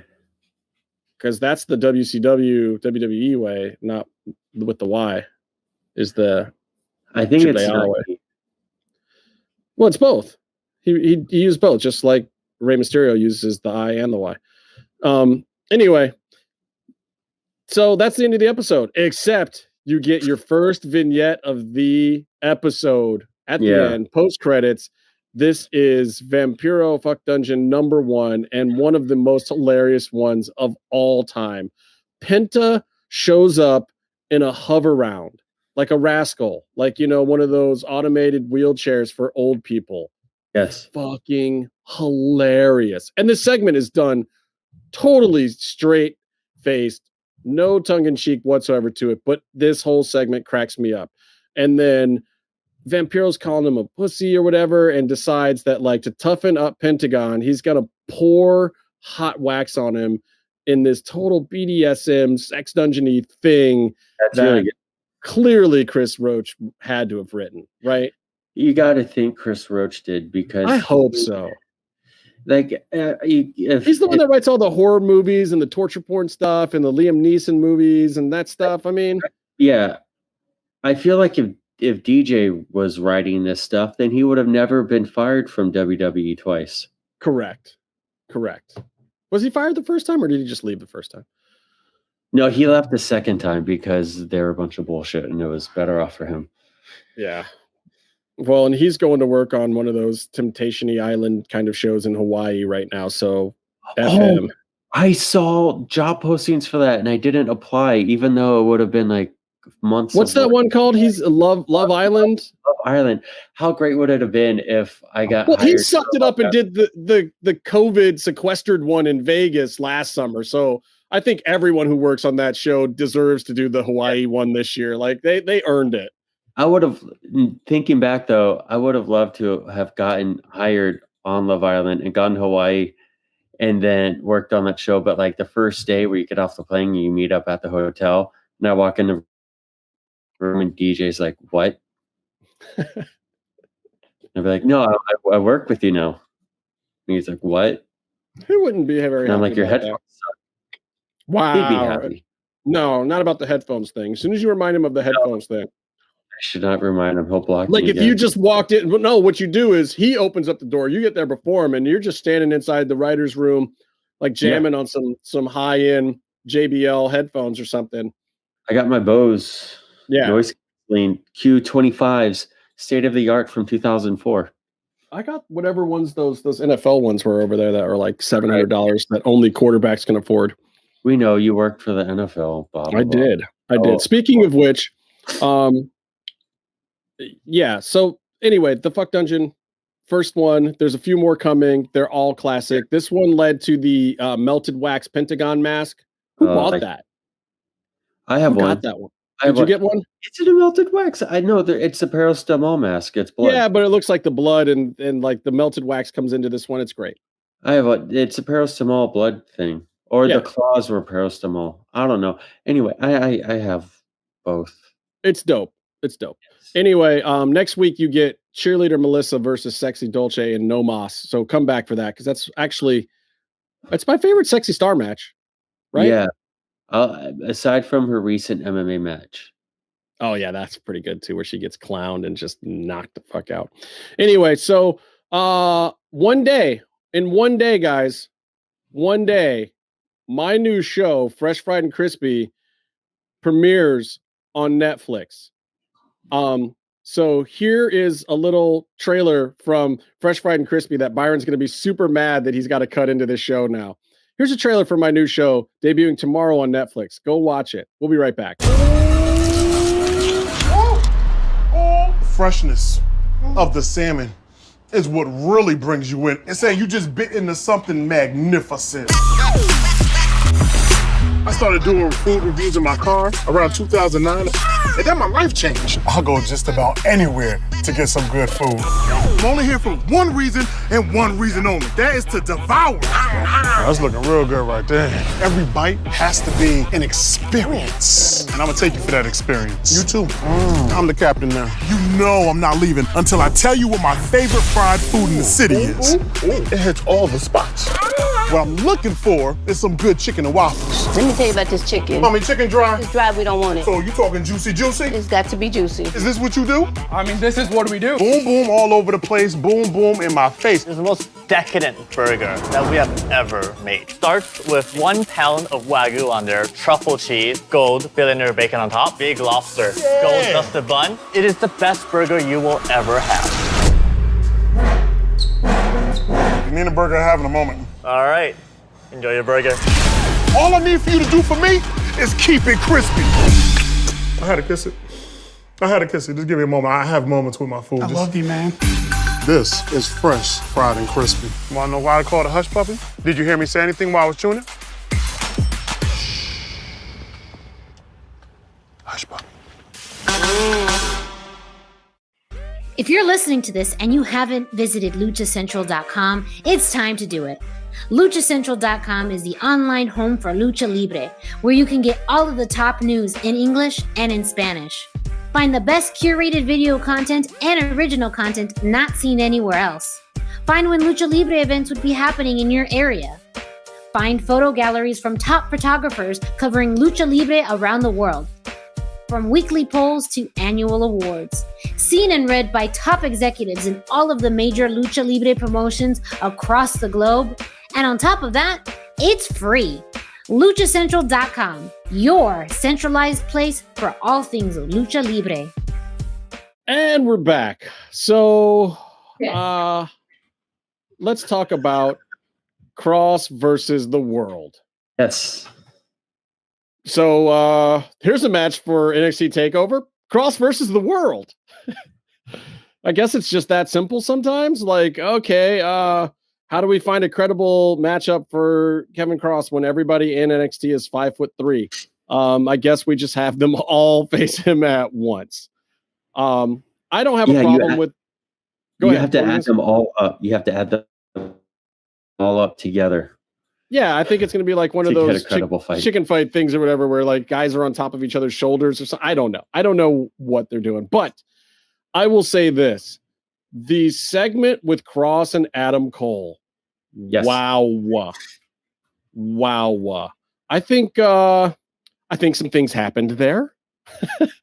I don't know if all of those things were pre-planned or scripted, but Adam Cole certainly knows how to generate some heat. Mm-hmm. I thought he got very real with Kross about, some things that we've said that we think some of the top guys may or may not think about him, whether or not it's a work or a shoot. Cole put that stuff on the table, and here we are. We just got finished of saying, last week of how him and Finn look like if they ever had any issues, they certainly are gone now. They smoothed it over. Finn did the piece of work with Kross and seemed happy about it. And they had a really good second match and all that was groovy. And here comes Adam Cole. And he is just putting it out there. Like, you've been handed the keys to the kingdom because you're another one of Vince's big guys. He said that flat out. You got the big music. You get to bring your girl. You get to do this, that, and the other thing. You're just an entitled guy who does not deserve the spot he's in. That's my spot, and I'm here to take it back. Yes. It's basically the gist of the promo. And if that wasn't fire enough, as Regal is about to set the match and include Cole in it, Cole goes into business, I'm pretty sure, on his own. And you could tell mostly by the look on Regal's face. And Kross was still kind of playing along with it. Kross got in a couple of his quips and got a little growly, but not too much. Then Cole rolls out of the ring, rips the announce desk apart, which typically, unless there's a spot coming, is not something that you do, stands on the desk and keeps it going. Regal gives up the stick. Regal's got the stick, and it's a hot stick, and he puts it down. Regal could have interjected, could have made the match, could have done a, wait, back off, let's save it for the pay-per-view thing. Decides not to do that because I think he's feeling whatever fire is actually naturally happening here. But then there's a moment. Then there's this thing that happens where Adam Cole throws a water bottle. And it almost hits Scarlett. And Kross, at lightning speed, jumps in front of this thing. And it probably would have beamed her pretty good. No, given it wasn't a closed water bottle or glass bottle or anything like that. But he hucked it pretty hard. And then, for the first time in NXT history, you see expletives coming from Kross's mouth. You don't hear them all because they turn the mics off on the cameras very quickly. But Kross had some very, very choice things to say at Adam Cole. And I don't know if this was a work or a shoot, but it seemed like a shoot at that point to me, Byron. Seemed like Kross was legit mad about the throwing the bottle at Scarlett thing. It definitely felt like one. And I don't know if Cole was, maybe if it was in the heat of the moment, I don't know if he was throwing the water bottle specifically at Scarlett or if he was just chucking it at them or whatever. But on Kross and Scarlett's side, it was coming at her and Kross stepped in the way. And obviously, when you have to do that, there's a response. Also, at the end of the day, Cole made Kross more interesting than anyone else in NXT. If you ask me, the whole Finn thing was supposed to be this. It was supposed to be this. But in all reality, both those guys are like broken shoulder buddies.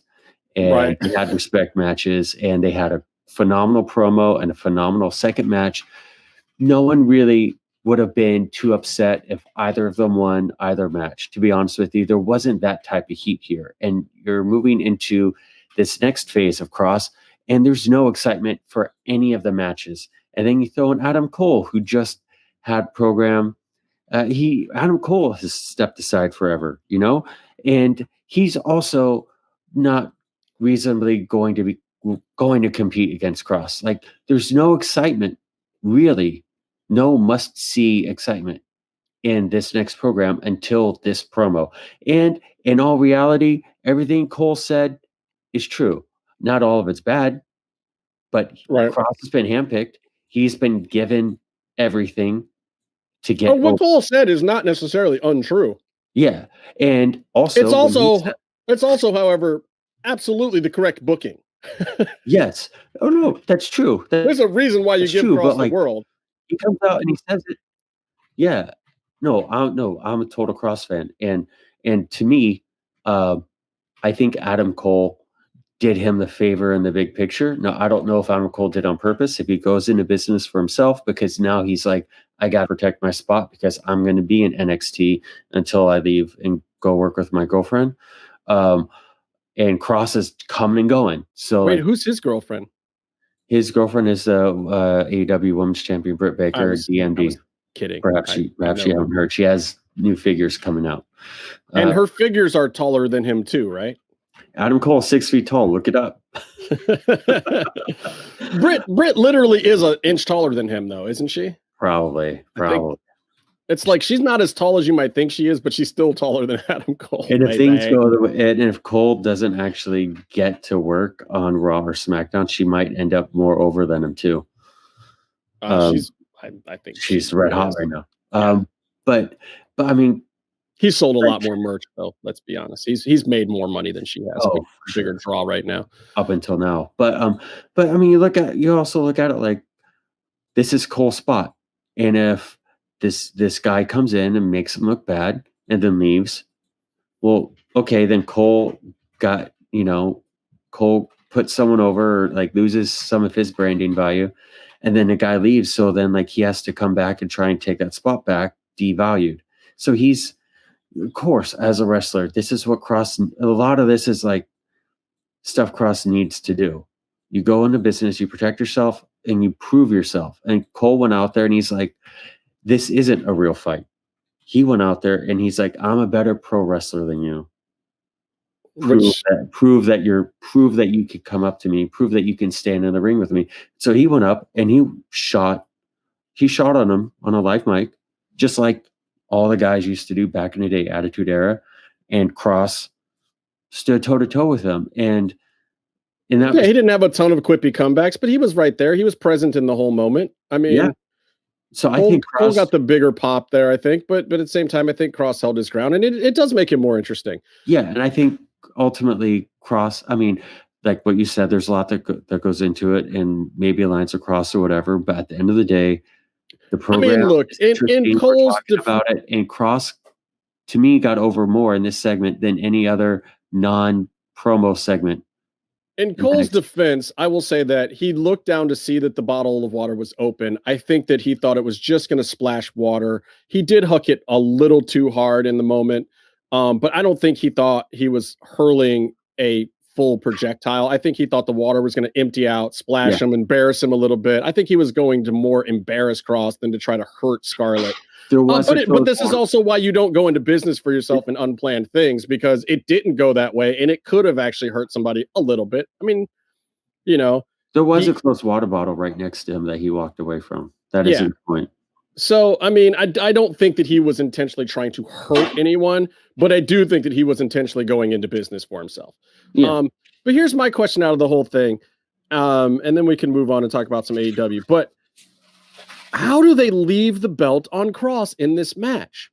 I don't think that this booking is the wrong thing, but if he wins and wins clean, he has destroyed every credible challenge in all of NXT. Then what do you do with him? I don't think they're credible challenges. I think Kyle O'Reilly is another set of fun matches, or a fun match. If they did a best of 5, Kyle can win one. But like, he just got put up and he needs a level of consistency. He's not on Adam Cole's level. Adam Cole just put him over.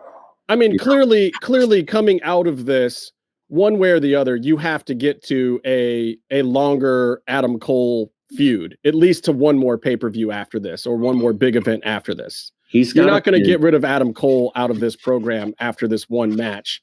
Right. Regardless of whether Cole wins or Kross wins, or they both lose for some reason and they have some lower card feud, like somehow you're coming out of this into an Adam Cole Karrion Kross feud. You have to. I think is great. I think they should. They definitely made the belt. They made a bigger NXT belt for Kross.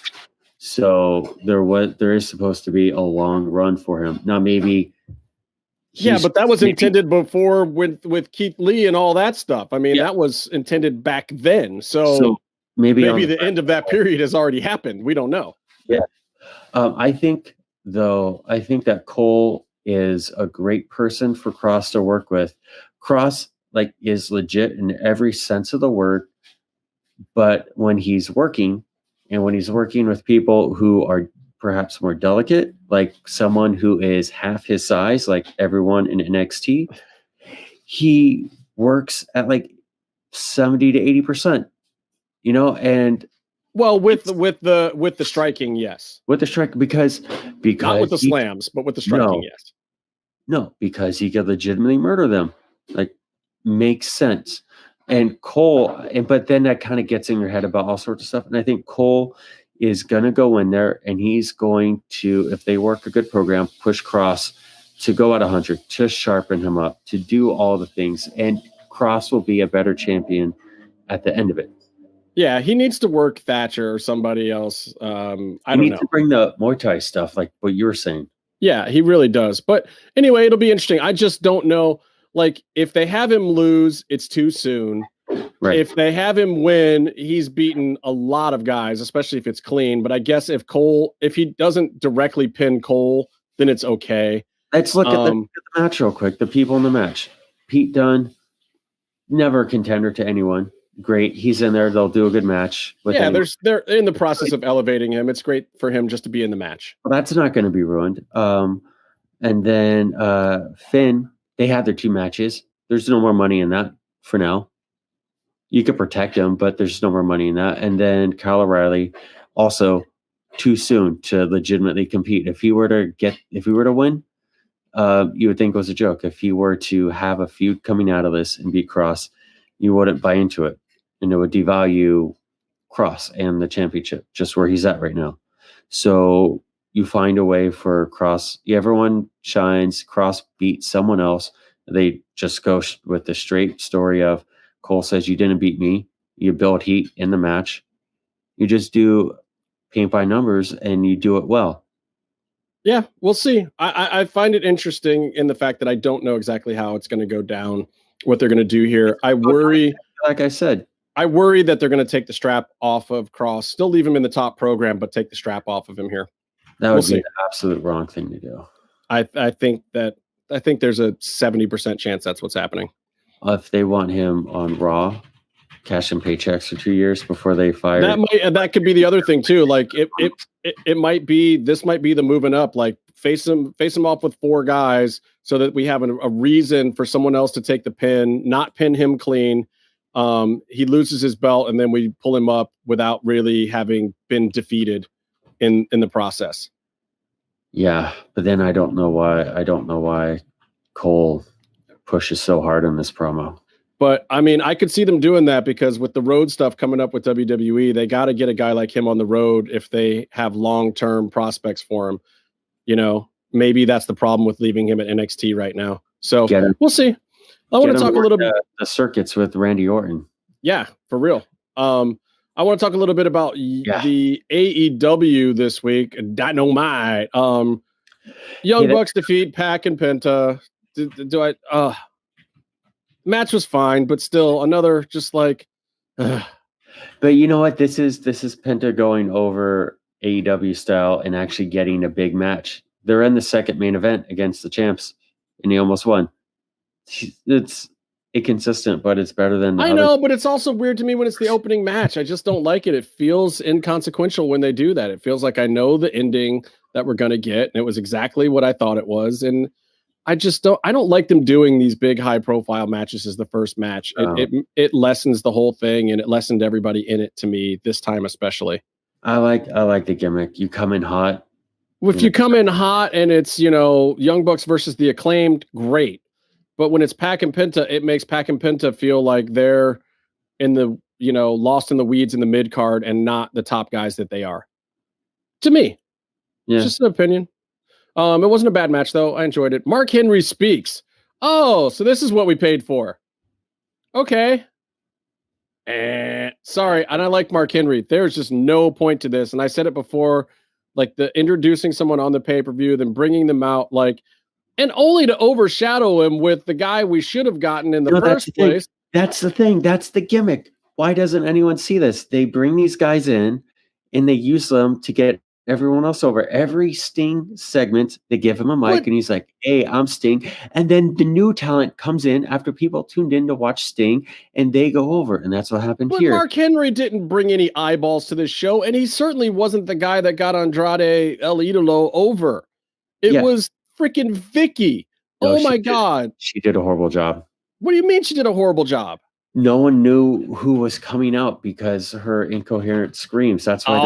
That is the best thing because they want him to have heat. They did not want him to come in as a face. This was the best thing they could have possibly done was have Vicky come out there screeching and unintelligible, nails on a chalkboard. You couldn't stand her from the moment. And then you see Andrade and you're like, yes, but no, because Vicky's still there. Perfect. This is why Vicky Guerrero is still valuable because she has managed to find the most annoying character imaginable that you almost can't even stand to listen to. And then he comes out and he gets some heat. And I think pairing them up is perfect. His English is still not great. He cut a good promo. But this was a good promo. And probably rehearsed, but this was this guy could cut an English promo. Why? I think he's like Freddie Mercury, like he's got extra teeth or something. Yeah. Because not only is his English not great, but he has a little bit of an impediment, doesn't he? Well, I think he was fine. And I think he definitely was good enough to be cutting WWE promos. That shouldn't be a reason to keep him off TV. But then if you go watch NXT and see Santos Escobar cut a promo, then it's a whole different world. You see the difference. Yeah, it's like, no. Santos clearly a WWE talent. Andrade, And that goes back to why we're going to talk about Kross again. Santos, to me, is the only credible opponent that can also draw money with Kross in NXT. He's got his own trajectory, so I don't know that they necessarily need to cross pass again before February of next year or March for Mania. Anyway, I was happy to see Andrade. I think that's interesting. I think he's making the rounds. He's doing stuff a lot of places. I don't know what his deal is going to be with AEW if this is a permanent thing. I read some stuff on the Dirt Rags. And what are they saying? Is this a permanent deal or is he's jumping around and making some money? It's both. So Tony wanted to sign him immediately. We had the 90 days. And there was a bit of negotiation because he's coming out wanting Hulk Hogan contracts. He wants creative control and to be able to decide if he wins or loses. He wants a say in it because... Yeah, Alberto did the same thing after he came out of WWE as the top Latino star in the world. Because, and if you can do it, then do it, And then if it works, it works. And if it doesn't, it doesn't. But he has, they found a compromise. But he signed. And he's someone that Tony wanted for AEW right away, and it makes a lot of sense. Everyone wanted him. I don't know. He can still work other places that is not WWE. Right. So he'll still do his AAA thing. He'll still do whatever else. And he's going to beat Kenny for the AEW title at Triple Mania. Watch it happen. We'll see. And let's see. Cody and Shoddy Lee versus QT and Agogo. Anthony Agogo knocks out Cody with a right and QT gets a pin. All I can say about this match is at least QT looks like he's in better shape right now than he was 2 months ago. Right. Absolutely.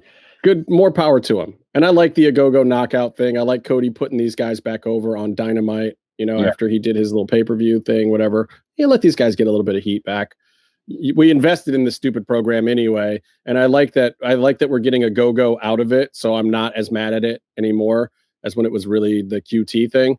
So it's fine. It's fine. It's decent for TV. Nothing special there.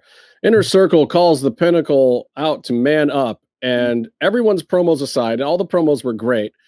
Why we didn't end with the Jake Hagar promo though, I don't know, because Hagar versus Wardlow in 2 weeks in an MMA cage fight should be a big deal. Yeah. Jake is legit undefeated in MMA. If you haven't seen his Bellator fights, he's a beast. He knows what he's doing for real in a cage. Not necessarily against top guys yet. He hasn't really gone up against anyone really top guy, but he's super young in his MMA career. Like, he's only had a few fights. And he does have a legit amateur career. Correct. Legit. Like, the guy can wrestle. The guy can fight. He can throw a legit punch and take a legit punch. And to see them do a worked version of this in AEW should be a big deal. They should be promoting that as the headlining thing. Honestly, I felt that this was one time where Jericho's ego did him a disservice. Him cutting this long promo on trying to get another match with MJF as the big blow off to this thing. It's like, no, let the blow off for right now be the Hagar and Wardlow thing. Like, you can still cut your promo on MJF, but it should have come before that. And the big announcement coming out of this segment should have been that match. And we should have ended it with, Jericho and all the guys giving what my man said. We're all behind you, Jake. We're going to watch you murder this guy in a cage. That's just the one tweak I would have given that whole thing. Yeah. Now I don't even know if Jericho is being greedy about it. But I don't think he's intentionally doing it at all. I think that's just, Jericho's the big star, so they wanted to end with a Jericho thing, and so they did, and I don't think they thought it through. You have a segment producer who's a little bit more on the outside, who brings the perspective you just brought to it, and then I'm sure everyone would come around to it. But this is also where you need a lead writer, a guy like a Gerwitz or even a DJ or somebody else who would have the balls to stand up and say, hey, I love the ideas you guys brought in for this segment, but I want to do this because this is what's going to promote TV 2 weeks from now. So I want to end it this way. Let me twist it a little bit, but they have to have some clout and pull where they can tell a guy like Chris Jericho, hey, I want to pull you from the end of this segment, still do your thing, but I want to end it this way. That's tough. Yeah. Well, it's also tough to do it and protect the ego, which is needed for a wrestler and for a performer, but to be able to say that to Jericho and not have him feel threatened by it. Right. It's tough. That's why you got to have some clout, and you got to be able to back up that you're doing it for the betterment of the show and not trying to mess with him. Best friends think Orange should be champ, and Kenny and Don deflect to the Casino Battle Royal winner, Jungle Boy Jack Perry. Jungle Boy and Christian Cage versus Private Party with Big Money Matt. I love the Mormon ring gear.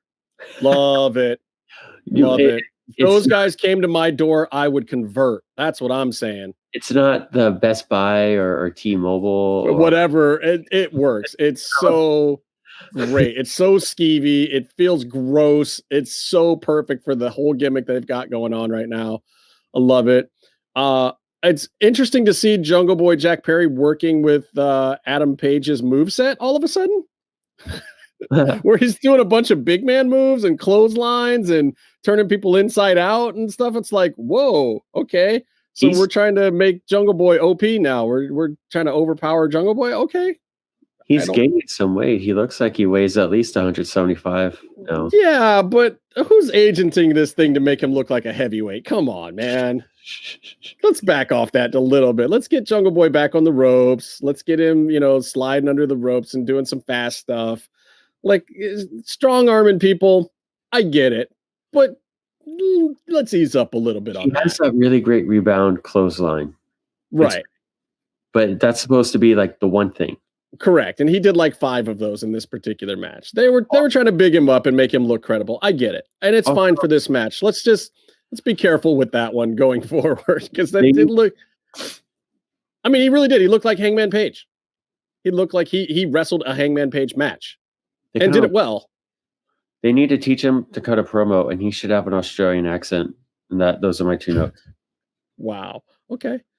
Australian from Rancho Cucamonga, wherever. He's from Valley Village. He's from like. I'm sorry, he's from right around the corner. He's a Toluca Lakin.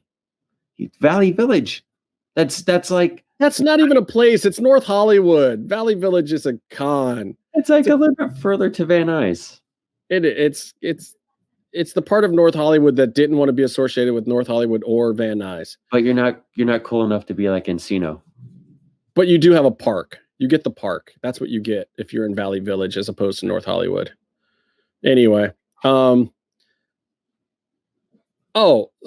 here's my other thing. Why are we doing a thumb to the eye and pulling the tights with a kick out? You can't do 2 cheat moves and have the guy kick out of it. It takes away all the power of cheating to win. It's a swerve. Nah, that was bull. It was a wasted spot. Like, let's not do that. Let's not have.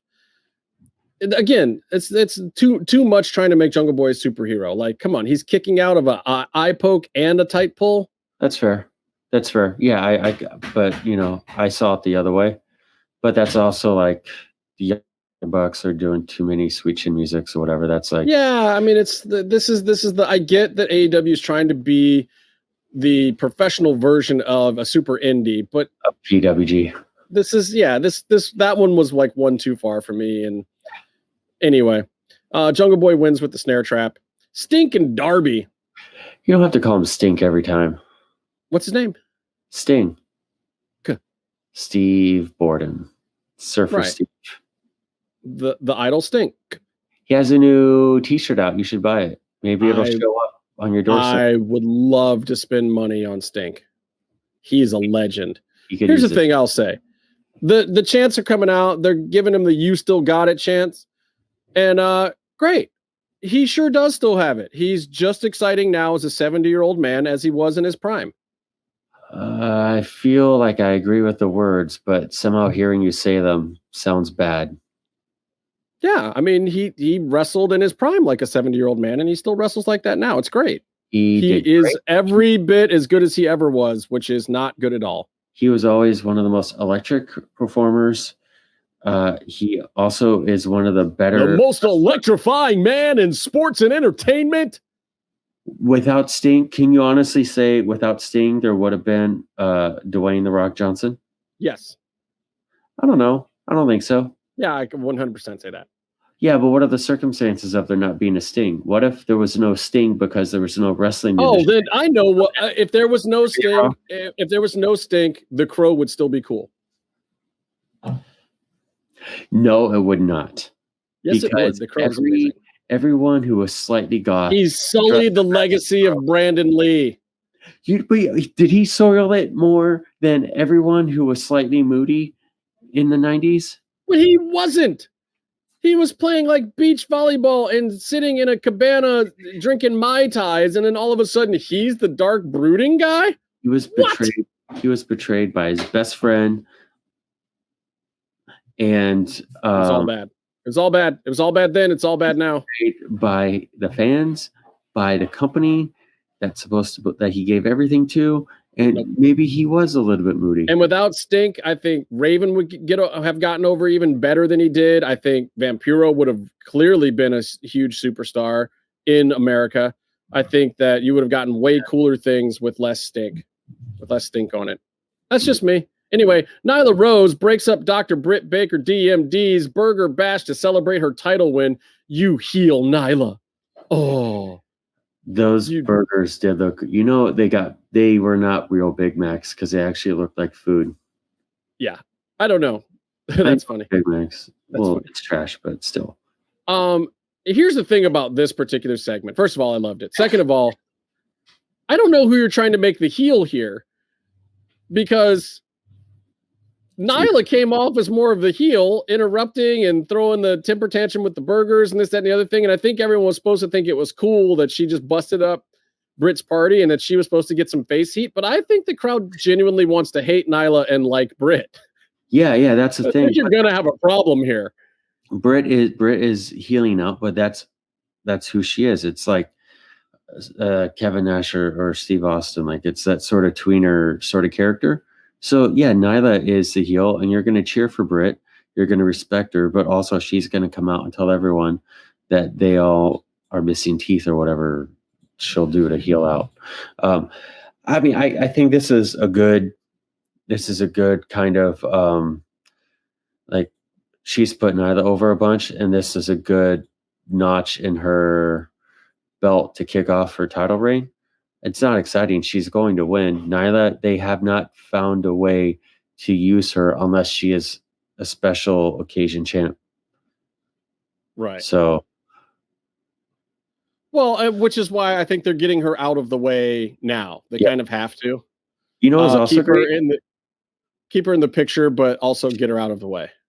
You know, what's also great. The entire cast of AEW Dark Elevation getting the extra work for the segment. Yeah, but you know what's not cool about that? That TH2 was in there. Oh. Yeah. Why is TH2 considered anyway? I bet you I know why. Because they heard there was going to be free food, and they were probably really hungry. Yeah. Well, they got to eat. Everybody wants to eat. All right. Here's a match that I actually do want to talk about. Though a lot of people gave this match C or low B kind of grades or ratings. I thoroughly enjoyed this match. I thought it was exactly what it was supposed to be. Our girl over there, Allie, versus Red Velvet. Sorry, did I say that right? I meant to say it like Red Velvet. Is that better? Yeah. Or is it more like Red Velvet? Is that more appropriate? Feeling uncomfortable by a lot of this. Red Velvet. I don't know. Keep trying. I don't know. Red Velvet. Red Velvet. Ready, Red Velvet. Red Velvet. No? And Allie. Allie, all right, too. Anyway. What's up, Allie? What's up, girl? How you doing back there? Anyway, so I like this match. I thought it was great. Except, come on. Red Velvet diving and going splat. That wasn't okay. Okay, the entire internet has made the Sasha Banks comparison. She tried to snap her head off her shoulders. Red Velvet, though, comes across as a dancer to me. And she's getting better. She's getting better, and she's getting better really, really quickly compared to the women. Right, but every now and then RV goes splat, and she, as much as I love her, really, really planted herself. And she did that to herself. She did that to herself. She shouldn't be doing that. Also, she missed the dive. Allie did not move at all. Allie was right where planted, stayed where she was supposed to stay. She tried to move and help her out and couldn't quite adjust fast enough. Yeah. I don't know quite how Red missed that, but she did. She missed. But another thing is, I'm just glad she jumped right back up because it was like, oh, that was brutal. That was bad. She's dead. She's like, I have to get back up, or they're going to cut the commercial right away because you can't show a murder on TV. That would be a suicide, actually. I think when you do it to yourself, it's called a suicide. A self-murder. Yeah. But also her finish, which is much better than her shotgun kick, the kneeling black mass. She's still she moves like a dancer. She's not quite doing it right. And maybe when they sign Tommy Yen, he can show her how to do it because she's finishing like a dancer and she's a little bit off balance. And you see a little bit of grit in her. Well, that just might be a strength thing too. I mean, Allie's got a couple of pounds on her. Most of these girls do. But I mean, as a kick, she's putting the pieces together and it's great. But after the pinfall, she came up with a little bit more grit. The hair's put in its place, and she had a little bit more fire in her face. And and I think you're right about that to a certain extent. I think part of the issue is, I think at times she mistakes energy for grit. And it's like, you can have all the energy in the world. You can have all the gas tank in the world. What we need is not for you to be energetic and hyped up. We need you to be fired up. We need you to look mean and tough and like your moves are impactful, not that you're just excited that you pulled off the move. I think there's a little bit of a difference there. But I also liked how stiff Allie was working with her. I liked her throwing down. I I thought they were a good matchup for each other. I'd like to see these two actually continue to work together. I think they'll make each other better. And Allie, I was surprised, looked really good right now because she hasn't exactly had a ton of ring time in AEW. She's gotten spots here and there, but she does a lot of valet stuff with Butcher, and but Bunny came out and tried to do her brass knucks gimmick, and I like that they're giving her kind of this brass knuckle gimmick thing going on. But Velvet hits her just desserts and gets the win. Yeah. And celebrates with Kylan King and Big Swole, who is her new faction. I mean, Red Velvet's even got a faction now. That's kind of interesting. Because everybody in AEW's got a faction. We need to have friends. Yeah. Right. That's something that I don't think makes sense on Dynamite. But if you watch all the other shows, they work a lot together. So yeah, I mean, she's just got her homegirls out there, and their storylines are elsewhere. Nick Camarado versus Dustin Rhodes in a bull rope match. Sure. Okay. Who's good fun. Rhodes, look, Dustin deserves his moments whenever, every couple of months he gets to do one of these. If you're not a fan, you're not a fan, but you can't take it away from the guy. Right. He's earned his spot there. This is the kind of match he can work and work well. Is it going to win any awards? Is it going to be on anybody's top 10 list? Heck no. But it is what it is. I feel like this should not have been the headliner, and the tag match that opened the show should have been. Maybe I'm mistaken. I don't know. It felt a little out of place being the headliner. I mean, it's hard to follow this match. Also, that the Bucks doing tag matches is just a hot way to start the show. I get it. So I feel like it falls into that. I also feel like the whole Rhodes programs right now are like getting the Dynamite Factory, Nightmare Factory, whatever, kids over and getting them good matches to get some experience. And I thought this was much better than the other. And again, just like WWE, they're ramping up to go on the road too. And it's like, I think they have to get these guys the big TV time now because they're going to be relegated back to dark and staying at home, probably not traveling. I don't know that AEW has the budget to travel the amount of people that they've had at shows right now. So I think once they go on the road, Dynamite and the other Friday night show are going to end up being a little more the core, group of AEW stars. You're not going to see as many of these guys, these lower card guys. They're going to be back on Dark and Elevation for a while. So we'll see, but it's like, get them their time now, build them up a little bit so that your other shows, your YouTube shows have some credibility with these guys and feels like you're watching, at least some good mid-tier level guys. But it's fun. It was a decent Dynamite. I wasn't mad at it. I liked we didn't talk about all of NXT, but I liked that too. And I dug SmackDown last week. I dig where they're going with Roman and the Usos. There's been some complaints about it, but I like it. It needs time to build. It's fine. I don't think it's any surprise. Like, the four things that could happen are probably all going to happen at some point in that whole deal, but it's good TV. Roman's a star. Roman's a huge, huge star and going to stay a huge star. And once they can find a way to turn him back face, it's just free money. They got a little more work to do, and I'm digging that. And I thought Raw was decent this week too. It was a decent week for wrestling. I didn't get to Impact, but maybe I will next week. Yeah, they're doing great too. Another big thing that happened was at the recent GCW event, Nick Gage has been tweeting at Zack Ryder and Matt Cardona a whole bunch. And it's like, well, there's no way. Matt Cardona, the action figure guy? Yeah, there's no way he's going to show up and do like a thumbtack match or something. And then Mr. Green, as I like to call him. And then at the end of the match, someone came out wearing a mask and stuff and a cloak, and he started doing the Moxley shoulder thing and then hit the double DDT. And everyone's chanting Moxley because that's the program they're building up. And then he ripped the face off and the mask off, and it was Zack Ryder, and it was amazing. It was great, and he got so much heat. This is if he can handle the actual death match that Gage is going to give him. If he can handle the actual work, this is the thing that he needs to do. First of all, there's no way he can handle the work. I like Cardona; he's a decent guy or whatever. But can he go with Gage? No, come on. David Arquette did. He almost died legitimately. David Arquette's a lunatic that doesn't mind almost legitimately dying. Cardona's got Chelsea Green in a bikini at home to get home to. Like, he's not trying to die for anybody. My favorite thing though was someone tweeted that all the GCW fans hate Cardona so much because the entire like COVID times, all of the Cardona podcast listeners have been going into their jobs and demanding they check in the back for AEW figures. Wow.